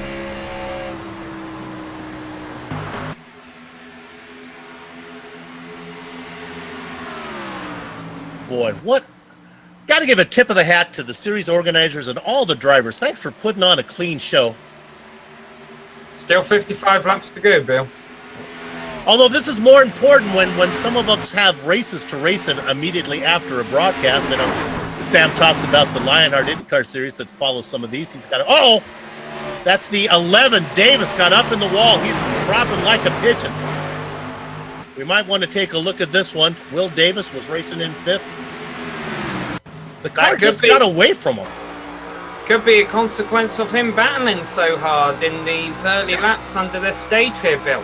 My gosh, if I didn't know better, I would say he blew a right front. He was way offline, entered really high. You know what? Maybe he got up in some of the dirt on the track. The car just didn't turn. Yeah, and we got another drive in the wall right now, actually, in turn 1. Ken Richardson. I wouldn't be surprised, though, if he got a little help from behind. Yeah, he did, Blake Griffith. Oh, what a nice catch from Ken. Woo! Yeah, we'll get a replay on this through turns 1 and 2 last time by. Griffith gave him a bit of a bump. If you think of the nose of the car at 12 o'clock and the tail at 6, he had this one at about 10 and 4. Richardson with a great catch. Unfortunately, he falls down to 10th. I thought Jeff Martin might be playing a bit of strategy by coming in for an early pit stop, but then I looked at him in his pit stall. Well, he's got it the right way around now, but that's because he had to tow it in like that. He couldn't quite... Did he spin coming off a 4? Oh, that would be why he was pointing the wrong way around in his pit stall. Yeah, he got loose coming out of 4, and then the car just kind of pointed towards the pit lane. We went across the fairway, and the car ended up right about where he wanted to be. You know, that's how they used to pit in the 30s. They used to just come right in like that. In the real world, that can be considered a legal pit stop because all 4 tires are inside your pit box. The crew can service your car. Don't know if it works that way on iRacing. Hey, good battle for third. A new driver this time, though. Or new driver as far as this race is concerned, Trevor Campbell. Well, we've been talking about him, and he's kind of doing what he does. He just sits out there, waits and waits and waits, and then when it matters, he comes in. He's kind of the closer. Right now, he's working on the back of Richard Regan. Gabriel Wood, if Gerald Campbell is the closer, Gabriel Wood is the opener. Unfortunately, that doesn't get you a whole lot of W's, as we've mentioned a couple of times already, and I'm sure Wood does not need any more reminding of that. However, the nice thing about the lead Wood has right now, Bill, of about 2 seconds, is if pit stops do start, he's got more flexibility in his strategy here, because if someone undercuts him, he's got 2 seconds of time that he can use to defend. Boy, if I'm on the box talking to Gabriel Wood, I'm saying, look, Gabriel, we are the fastest car. We are 2 seconds ahead. When the pit stops come in, we do not need to have a great pit stop. We just need to get it done. Take your time. What's the worst that could happen? You have a really bad pit stop and you fall back to 3rd position. Oh, well, we're still going to win the race. The only thing that's going to cost us a win is if you blow it and get a speeding penalty. So just easy.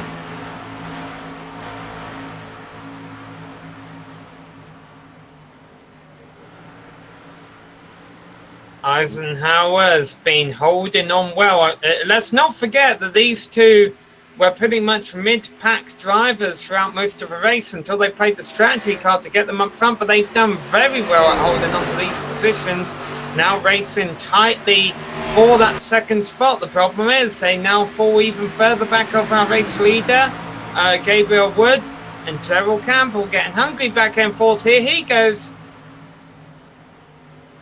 Nice going. And with my nickname of being Soup, I can't help it when Campbell does well. I have to stay unbiased. A little bit of a help there from Regan. And what that does is it ruins Regan's momentum. That allows Will Davis to dive it in deeper than Confucius in a submarine, and he gets the pass made. And now a little more help from Regan pushes Davis up out of the way. Holy smokes. Almost rubbing fenders as they went into turns 1 and 2 right there were Regan and Davis. Regan comes out with the spot. Davis, I'm sure, isn't done yet. All this could bring Gary Sexton into the fray. He's running back in 6th place right now. But I'm very curious to see what Gerald Campbell can do with Adam Eisenhower now he's got himself up to 3rd. So here's what's up. Campbell, if he can get around Eisenhower, that's a big if because Eisenhower's been pretty tough. You know how good Campbell is on these final stages. Look at the run he has down now. I think he's just been waiting, and now he's working down there trying to get some clean air on the nose, trying to see what that bottom line will give him. Once he gets around Eisenhower, then he's got nothing between him and Gabriel Wood, except a big gap, which could go away if a yellow comes out. Robert McFarland, first to bite. Not the first time we've seen him play the strategy card today. He also pitted under that lap 30 caution 10 laps before the end of stage 1. Kyle Kammer coming in. Here we go, Bill. Just a little bit, I guess, before the halfway mark, if I do my math. That's always trouble. But yeah, they're probably early in the window. 44, and our stint was, if I remember right, 80. So that's right about halfway. Wow, almost saw Eisenhower brush a wall out of turn 4 there. I think he might have got away with it. Oh, he's not going to keep a position, though. Here comes Campbell.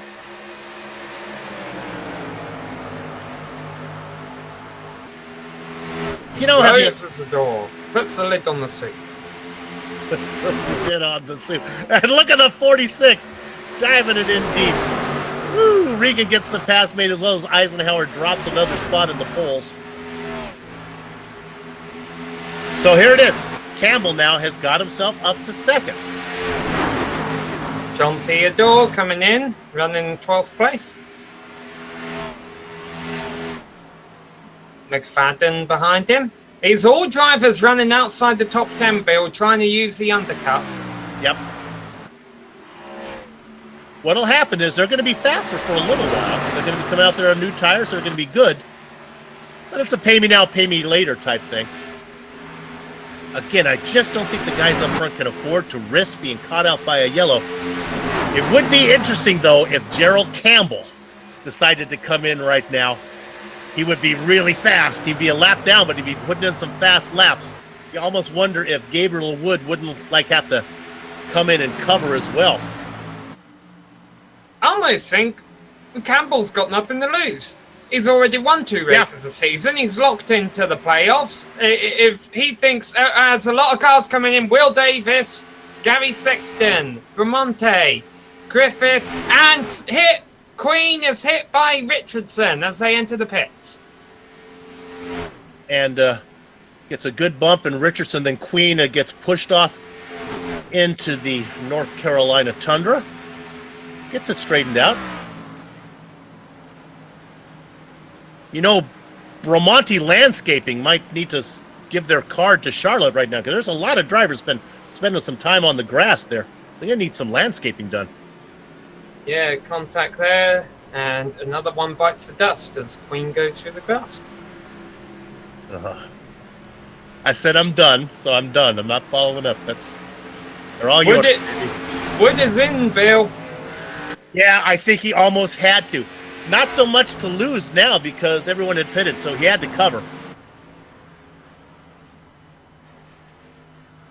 And one lap behind him, Campbell comes in. Campbell. Yep, Eisenhower too. I know the fact that Wood pitted before Campbell, I think, is just going to extend Wood's lead here. So, Trey Galgon is our leader. Wood is going to be a lap down in 5th as Galgon goes just around him. That's not going to last long. Trey, stay out there for a while, baby. I think his intention is, he's coming in now to go as long as he could. Maybe that is as long as he could go. Jeremy Crandall still yet to pit. Will Davis. Look at this. This is a battle for pretty much the lead here. Wood and Davis. Regan in there as well. Oh, look at the drive that Davis has. They know this is their best opportunity to stop Wood from getting the victory. Wood knows that this is his best opportunity so far this season to get the victory, but he's not going to be able to hold on to the challenge. Davis just roars around the top out of 4. And the 11 is out in front. Wood doesn't like that at all. Regan in 3rd. Sexton is back behind these guys. Now, let me make sure I'm looking at that second. Who has not come in? Who are we missing in the lead? Jeremy Crandall. Oh, Jeremy Crandall. 73 car. Stay out there, Jeremy. He's got quite a lead. He's got 2.5 seconds before he gets back to, let's see. Crandall is, so my time is 23 seconds. Yeah, we're just riding on board Regan there. He brushed the wall, but yeah, Jeremy Crandall currently leads by almost a lap over the rest of the field. Yeah. There's only 11 cars on the lead lap with him staying out there right now. He's obviously hoping for a caution in about 5 laps or so before he has to pit for fuel, and he'll be leading the race, and maybe he'll be able to bring in the rest of the leaders with him. Right. If he can stay out long enough, and if that yellow comes at just the right time, where drivers like Davis and Wood and Regan decide that, I'll come in one more time. I have another set of tires I can take, my last set. Maybe it works out for him. But how about this? Will Davis now. This is basically the battle for the lead. The 11 ahead of the 00 of Wood, and Regan back there in 4th. What happened to Campbell? Campbell is way back in 7th. No, I'm still not worried about Campbell. He ran half a second last lap quicker than the next car in front of him, Gary Sexton. He's not the closer for nothing. There you go. Pass for the lead, and I apologize to Jeremy Crandall when I say that, but basically it's for the lead as the Wood gets underneath Davis.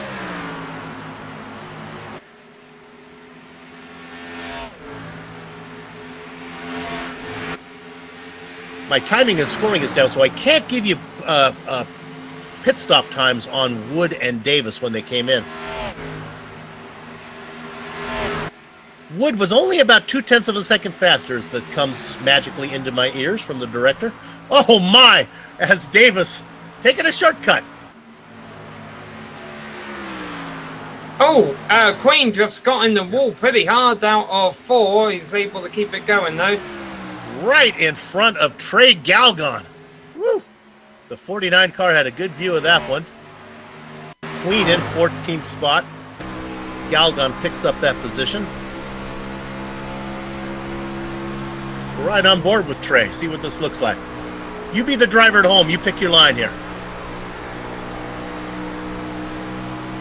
Is the car going to bounce down back in front of you? You don't know. I'll go this way.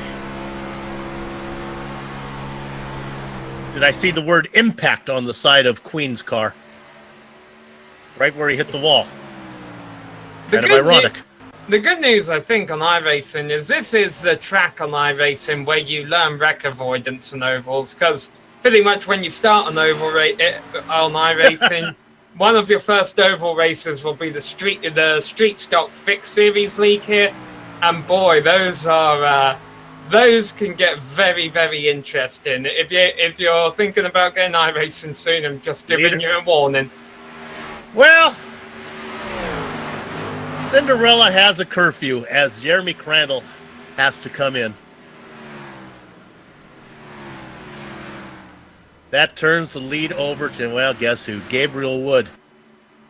Once he got around Davis. Man, Wood is smoking right now as he is up by 0.6 of a second over Davis.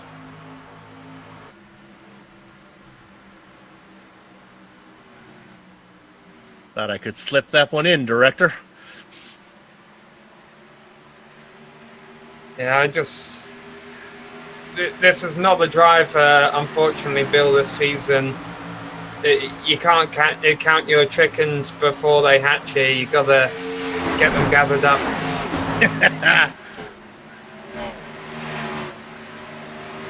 Gabriel Wood looks like he's finally going to pick up that win that he needs to lock himself. See, that's exactly where I don't want to go with this. No, I feel confident here with 28 to go.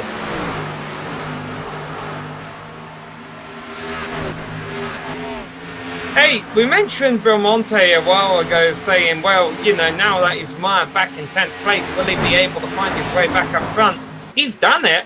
And I must imagine the pits helped him gain a couple of spots there, but he's progressively worked his way back up to 4th.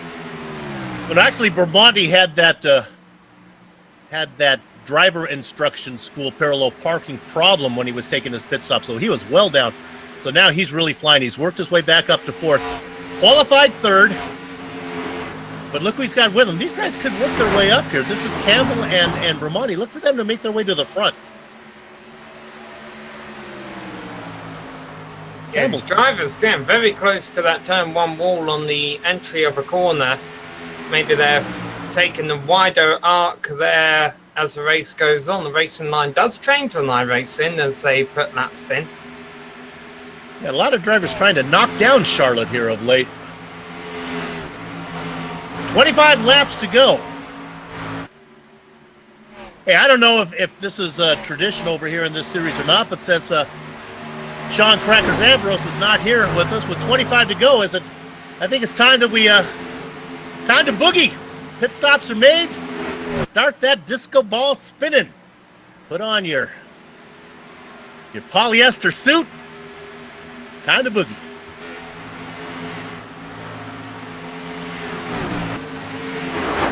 That's some 14 laps to go. This race will essentially be over in 5 minutes if it goes green to the end. Going to be a long 5 minutes for the drive off at 00. Long 5 minutes for the drive off the 11 as well. He's having a look out of his rearview mirror with Richard Regan Jr. in the 46 running in 3rd. Wonder if we'll get Regan in the commentary booth in the post-race interviews here, Bill, if he gets a top 3 finish. Try and ask him where that 46 came from, because that's a special number in ARCA where Frank Kimmel has enjoyed a bunch of success with it, but also MotoGP, Valentino Rossi's number. I wonder if he's a fan of either of those. Possibly. As I'm hard-pressed to think of a more famous 46 than those two. And as that's going on, he almost tried to rub a little bit of the paint off of the right side of that 46 as he gets really close to the wall. Oh, that was Davis that's up there. Yeah, it doesn't take a lot of paint to put the number 11 on the side of the car, so Will Davis doesn't really want to rub that one off. Wood negotiates around Donald Stewart, who becomes, well, Stewart was already several laps down. 17 cars on the lead lap right now. Yeah, and I don't know if that's because of the cooler track conditions. I mean, it's not like we've had a bunch of cautions today to bunch them all back up time and time again.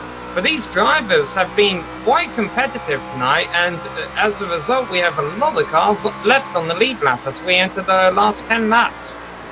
Well, I'll tell you two drivers who better stop fooling around, and that's Davis and Regan, because coming are the guys behind them, Belmonte and Campbell. With still 21 laps of racing to go, that interval between 3rd and 4th, 1.4 seconds and dropping. As Belmonte, it's a totally different dynamic between, well, now as Davis and Regan, maybe listening to the broadcast, they've settled down a bit. Belmonte and Campbell are just working together to get up there. Well, that's going on. Eisenhower puts it in the wall one more time from 7th position. Yeah, I wouldn't be surprised if we see Campbell make a move for 4th in the closing stages here. I think he has slightly newer tyres than most of the cars out on track.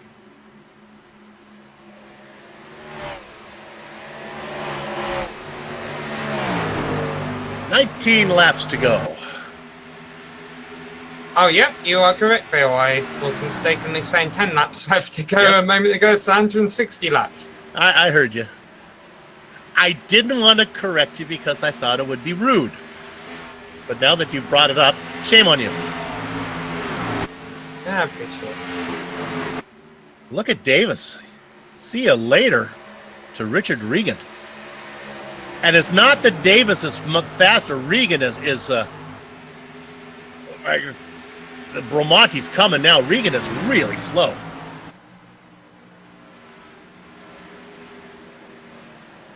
Fixed setups.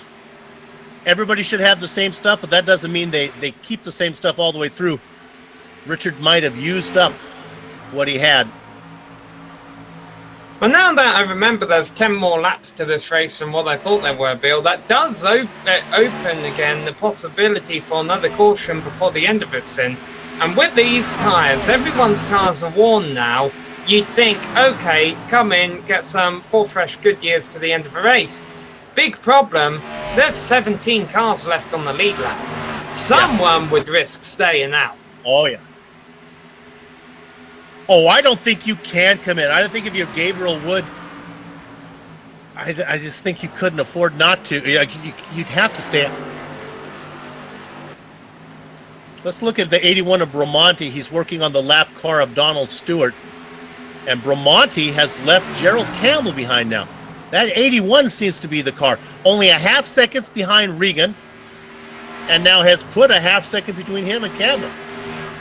Here comes the lawn man.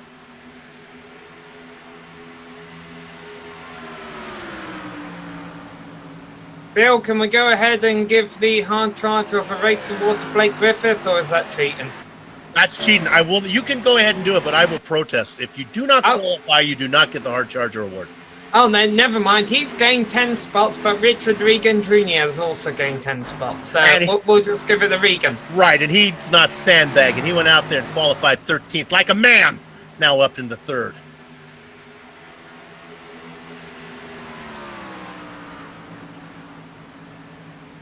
I'm a man of principles. Wood, 2.3 seconds ahead of Davis. What Gabriel does not need is a yellow flag. What about lap traffic?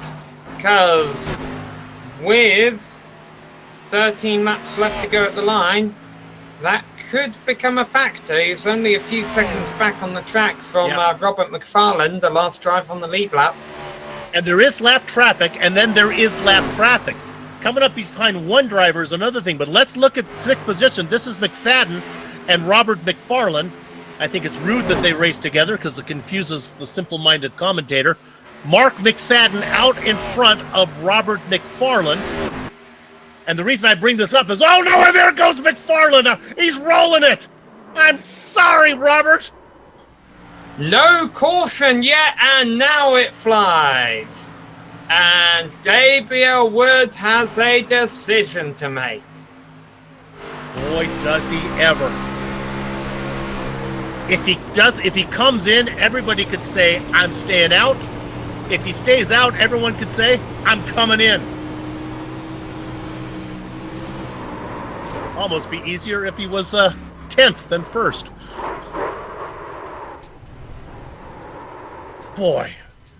Look up Commentator's Curse in the encyclopedia if you have those still. You'll see a picture of that. It's going to be hard for me to sleep tonight. He's still rolling. But rolling as in going around, not rolling as in rolling over. Rolling over like barrel rolling? Well, the point I was trying to make was Wood was coming up behind a battle, and that's a little more scary than when you pick them off one at a time. But that didn't play out as it was even a worse case scenario for Gabriel, the yellow flag. Okay, pit road is open this time around, Bill. What's Wood going to do? I come in for right sides. I want to come in and get a little bit on the right, but I can't afford to take four. There's just not enough time. They're all coming top. They're all coming in. Oh, you don't all come in? What? Arrgh. So does someone do two? Does anyone do two? Wood leads them in, so it's Wood, Davis, Regan, Bramante, Campbell, Ellery Queen, and Mark McFadden. What is the point of coming in? You guys are at the back of the line anyway, other than who wants to be up front. Let's see who gets out first. Wood Davis. is going down. Yeah, it's close. I think it was Regan got it. I think Regan on the outside got Davis. Wood goes back to third. Gabriel's got some work to do.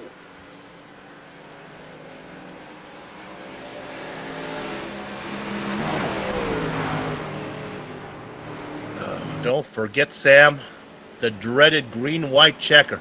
What I don't understand is drivers.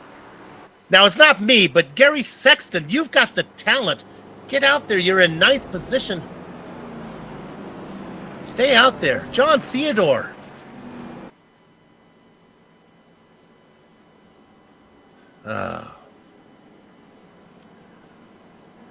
I know they're watching on the rebroadcast that this is over, and they say, yeah, Soup, you come out here and try to race in front of these guys with fresh tires.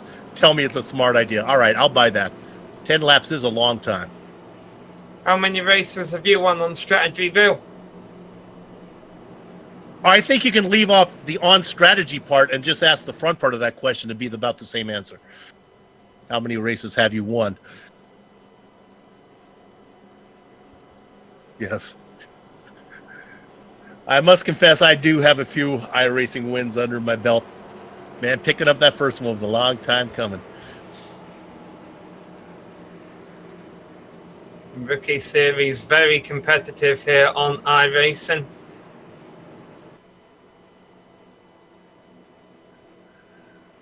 All right. Well, you got Regan. I'm going to assume you get to pick your line here, your lane. I think he's probably going to take the inside lane. That's what people are doing.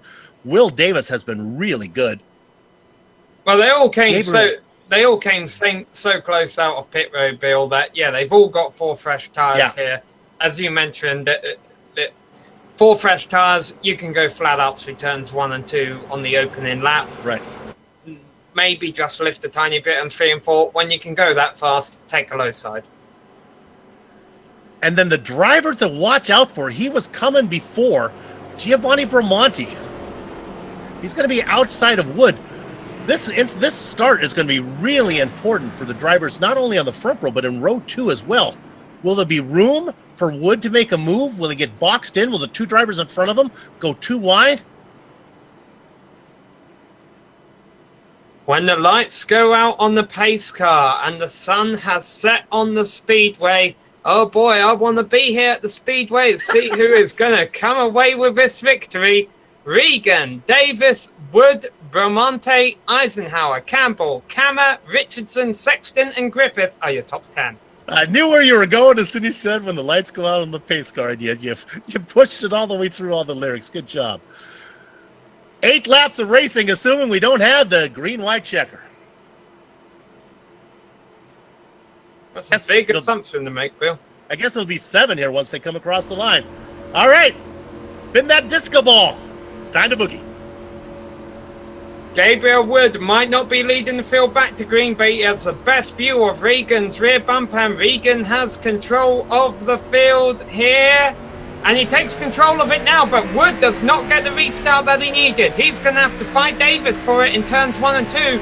Granted, he has the shorter lane, and with them being flat out, there's not a whole lot Davis can do to defend. Davis will have to worry about Bramante coming underneath him for 3rd position. Bramante trying to get Wood's draft down the back straight. Wood keeping down low, making sure he doesn't get passed into 3 and 4. But Regan has really pulled out over these guys, and into the wall goes Kammer. But we keep staying under green. Davis's bad start was the worst possible news for the leader, Regan, because now that allows Wood clear shot to him. Here comes Davis fighting back. Davis's car is good as he's going to fight down underneath Bramante. If these guys start fooling around too much, they're going to lose touch with the leaders. Regan's got to try to make that car really wide. Here comes Wood, Sam. Wood looking to the inside.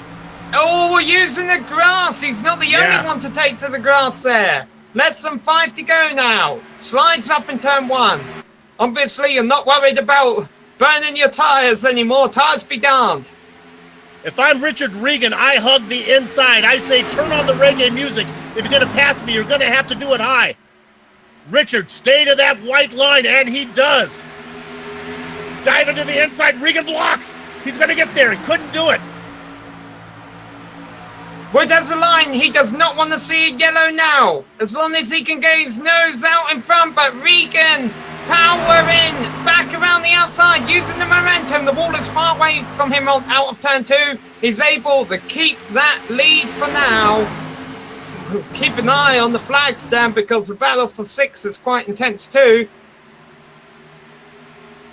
All right. Regan's going to protect. He's not going to be fooled again. He's going to guard that inside line one more time. He didn't like the way they played out. That brought Romani right into the mix now. Wood's got 2 things to worry about now, Sam. Getting around Regan and holding off Romani. This is the highest Bramante has been since the start of the race, but he's going to have to find a way by these top 2 cars with 2 laps left to go as they come to the start-finish line off of 4. Keep it low, Richard. Nice Go! He gave him the inside. But Richard's proven that it's not over when that happens. He's been able to use this high lane and make it work. A little farther back than he was last time, but he'll still get the momentum. Maybe a little bit of help from Romani, but he's not going to clear him before 3. Now Regan's in trouble. When the white flag comes out, they're racing to the checkered. They're very close to each other coming out of turn 4. White flag in the air. Regan leads lap 159 by 0.013 seconds. And now he's got to worry about Bramante under him. Bramante fading back in 3rd place. It's still neck and neck for the lead as they go down the back straight. The battle for 3rd is on too. Regan has the nose out. They're going to finish side by side. I'm pretty certain of that. But who is going to take a victory? Can Wood finally break his duck? They're banning wheels and banning fenders. He can't. Regan takes it. Woo! Welcome to the AdPro Challenge Series. Fantastic finish. Richard Regan Jr. margin of victory 0.042 seconds. Wood did every single thing he can, but the win still eludes him. Regan picks up his 2nd of the season. Bumping and banging as they come to the checker flag. My gosh. Sam, you called it. I thought Regan was in trouble when he gave up, surrendered the inside, but he had the drive off of 2 and the drive off of 4, and that's what got him the win. Wow. Davis got 3rd ahead of Bramante. Eisenhower rounded out the top 5. What a victory for Regan. You're going to want to stick around for post-race interviews. We're going to have those coming out in a moment. What a brilliant race. I definitely think this has been the race of the year for these guys. We'll give you a full race rundown and drive interviews when we come back.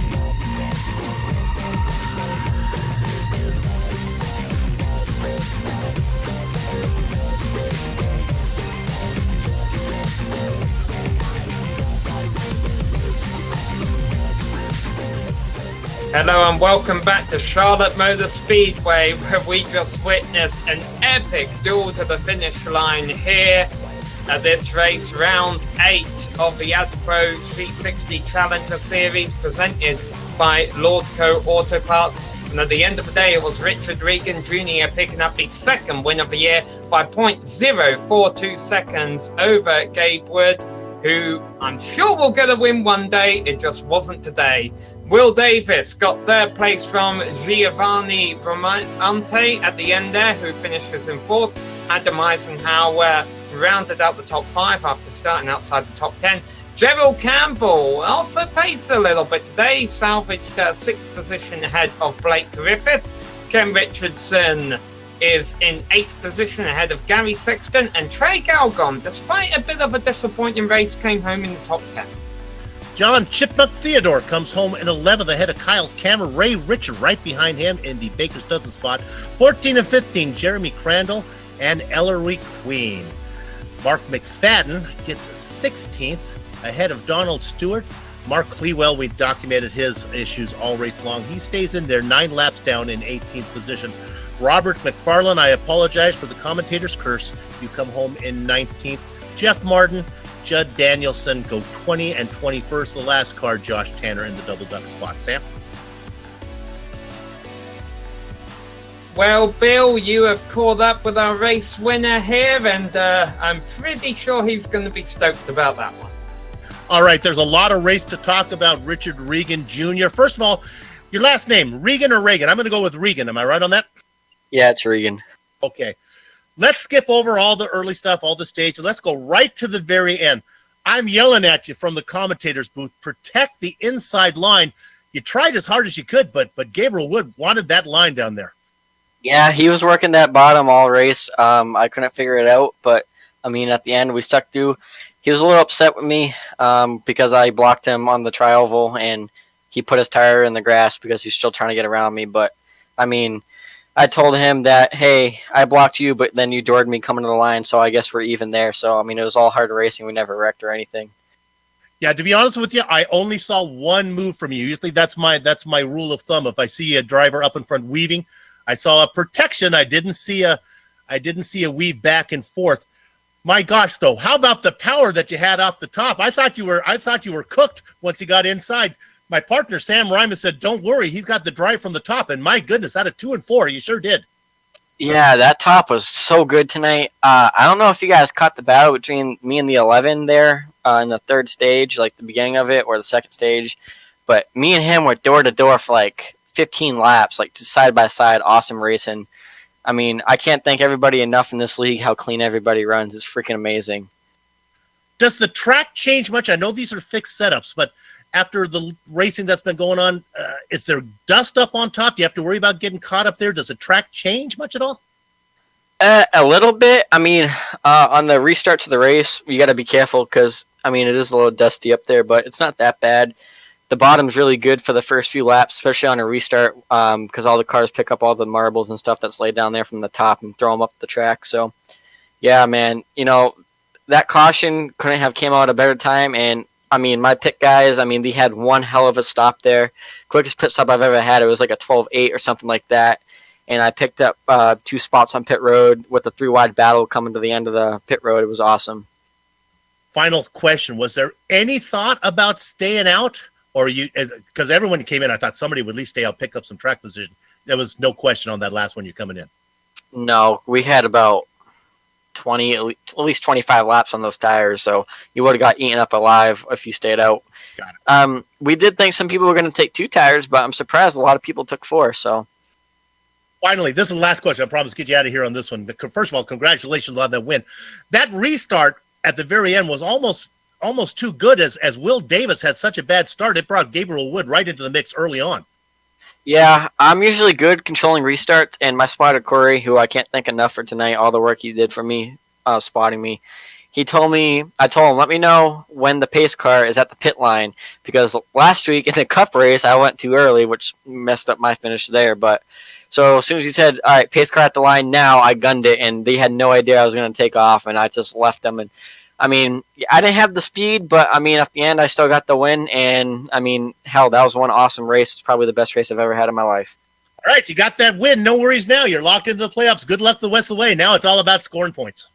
Actually, I'm not in the playoffs because I don't race for the series in points. Right. Yeah, you're over in the cup. Sorry about that. Well, yeah. But hey, this is my second race in the Challenger Series and my second win because I won at Dega a few weeks ago. So I mean, that's pretty good. All right, well, let me end with this one now. Let's carry that over to the Cup Series. Let's get the win over there. Yeah, like I don't know. I've had bad luck in the Cup Series, but I mean, I'd like to thank everybody at Gen X Racing for all the help that they've helped me getting to be a better race car driver. Amsoil for coming on board with Gen X Racing and sponsoring me. And damn, that Tour de Camry was fast on that last restart. Congratulations on the win. There you have it. It's Richard Regan, and gosh darn it, that multi-series got me again. He's not racing for points here, Sammy. Ew, you didn't ask him about Frank Gilmore or Valentino Rossi. Oh, that's right. Well, we're going to talk to him again. I think he's got more good finishes in his future. All right, well, let's do one of the more difficult interviews because sometimes when a driver finishes second, they're happy to finish second, but I gotta imagine, Gabe, this is getting a little old for you. Yeah, it is. It is. And it you know, it's funny. It's something new every time. It's not, me. One time it was me getting messed up on tires, which is my own fault. Then it was getting wrecked on. Excuse me a second. Getting wrecked by myself, or myself wrecking myself, and then this week a lap car can't hold it together for 10 more laps, and it sets up a finish like that. That's it's starting to get more and more heartbreaking. Obviously, I understand your disappointment not being able to get the victory tonight, but in weeks to come, when you do have a victory, because I'm certain you'll get one before the playoffs start, do you think you'll look back at this race fondly for how you guys were slamming down towards the bottom? Because we confess Richard Regan was saying that he doesn't think you were too happy with a couple of the moves he was making. I was not. And I flat told him that he blocks me to the grass like that again, he's getting sent to the infield. Because I don't play that. I wanted to race for the win, but I wanted to race for it cleanly. And, he's going to hate to hear this, but he wants to race me like that. He's going to get raced like that. But still, it was a very close finish there at the line. The low side, of course, was what you were trying to work in the closing stages. In hindsight, is there any different way you think you could have approached those final few laps differently?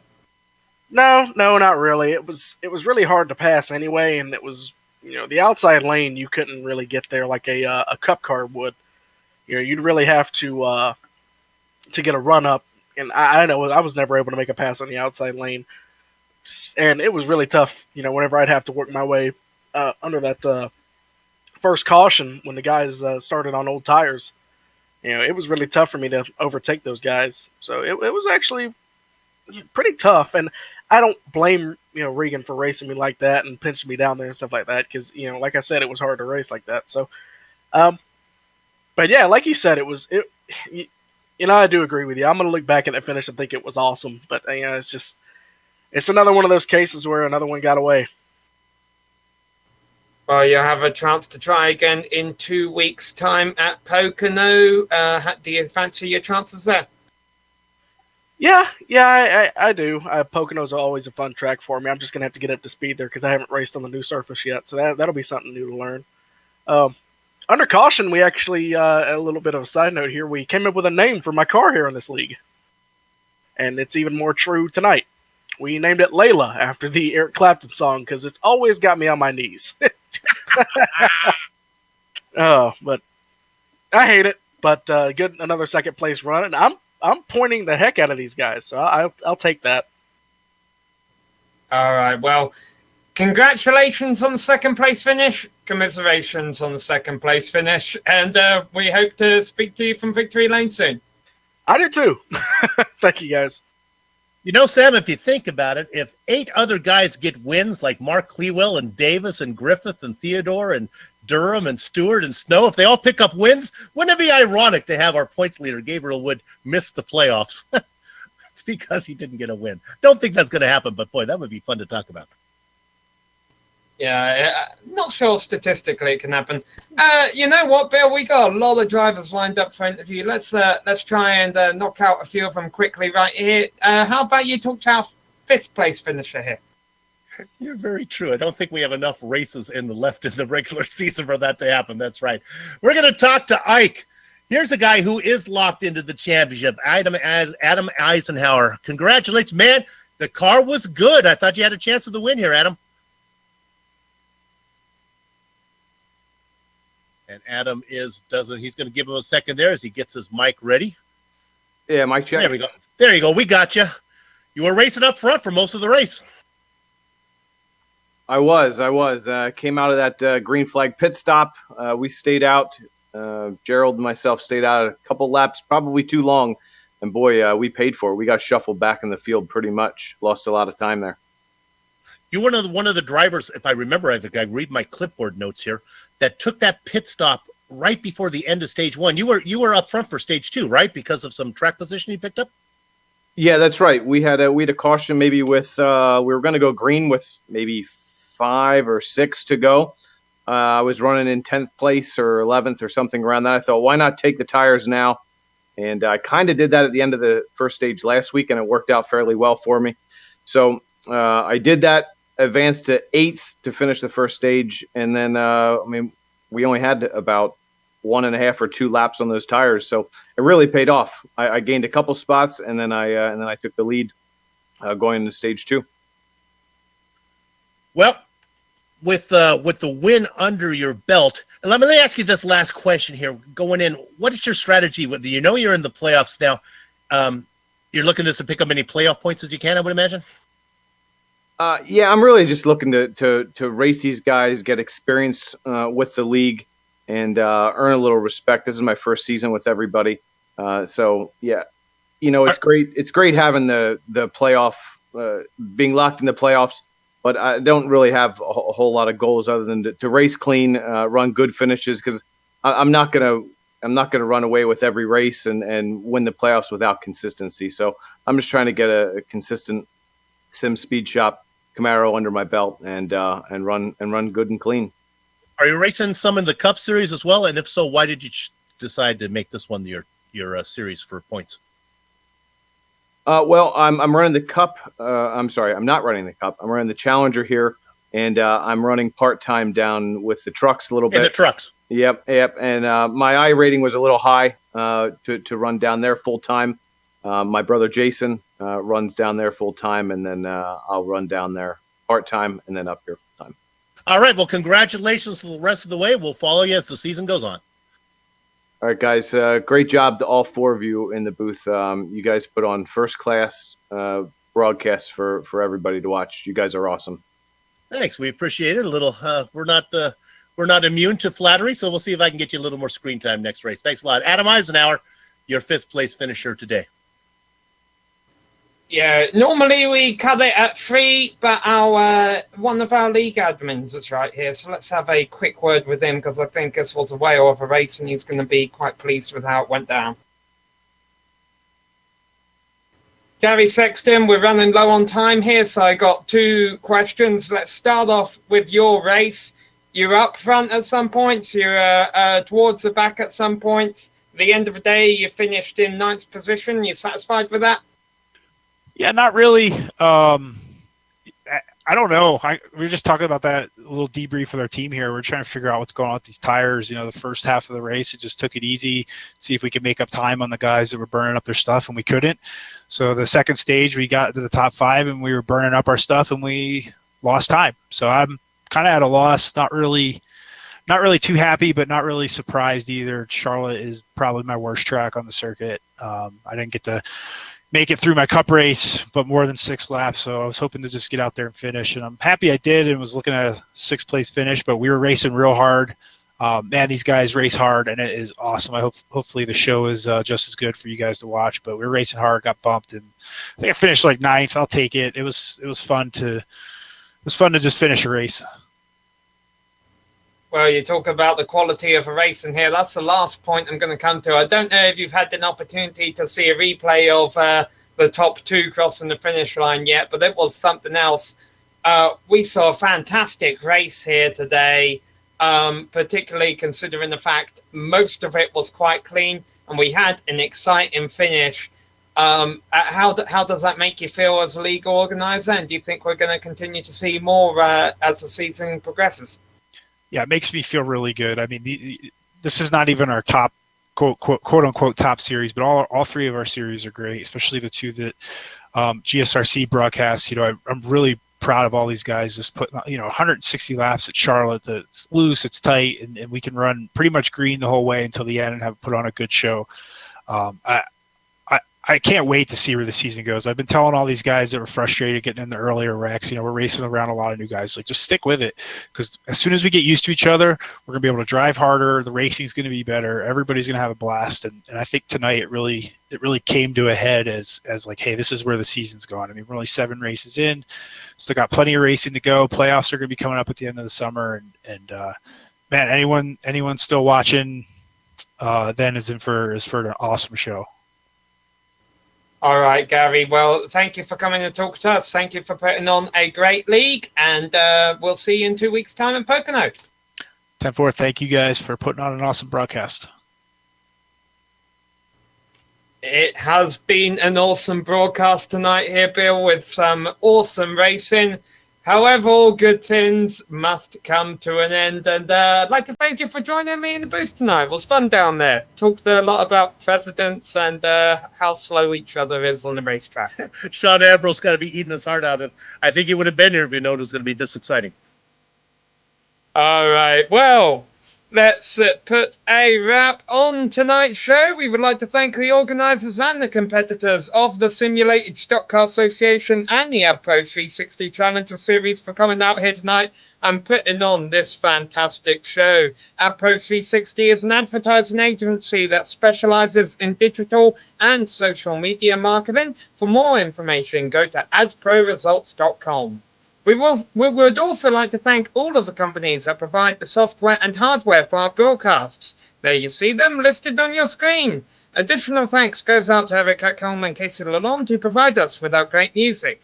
See the screen for how to get a hold of more of their fantastic work. Thanks to the team today, Bill, Joe, and Dougie. If you'd like to find out more about GSRC, visit us at globalsimracingchannel.com. We're also on social media, on Twitter at GSR Channel, and Facebook at facebook.com/globalsimracingchannel. All of the upcoming races for our other series are now listed on your screen, so check those out. Mark them down on your calendar and don't miss another second of exciting racing action. But until next time, race clean, race hard, and we'll see you on the track.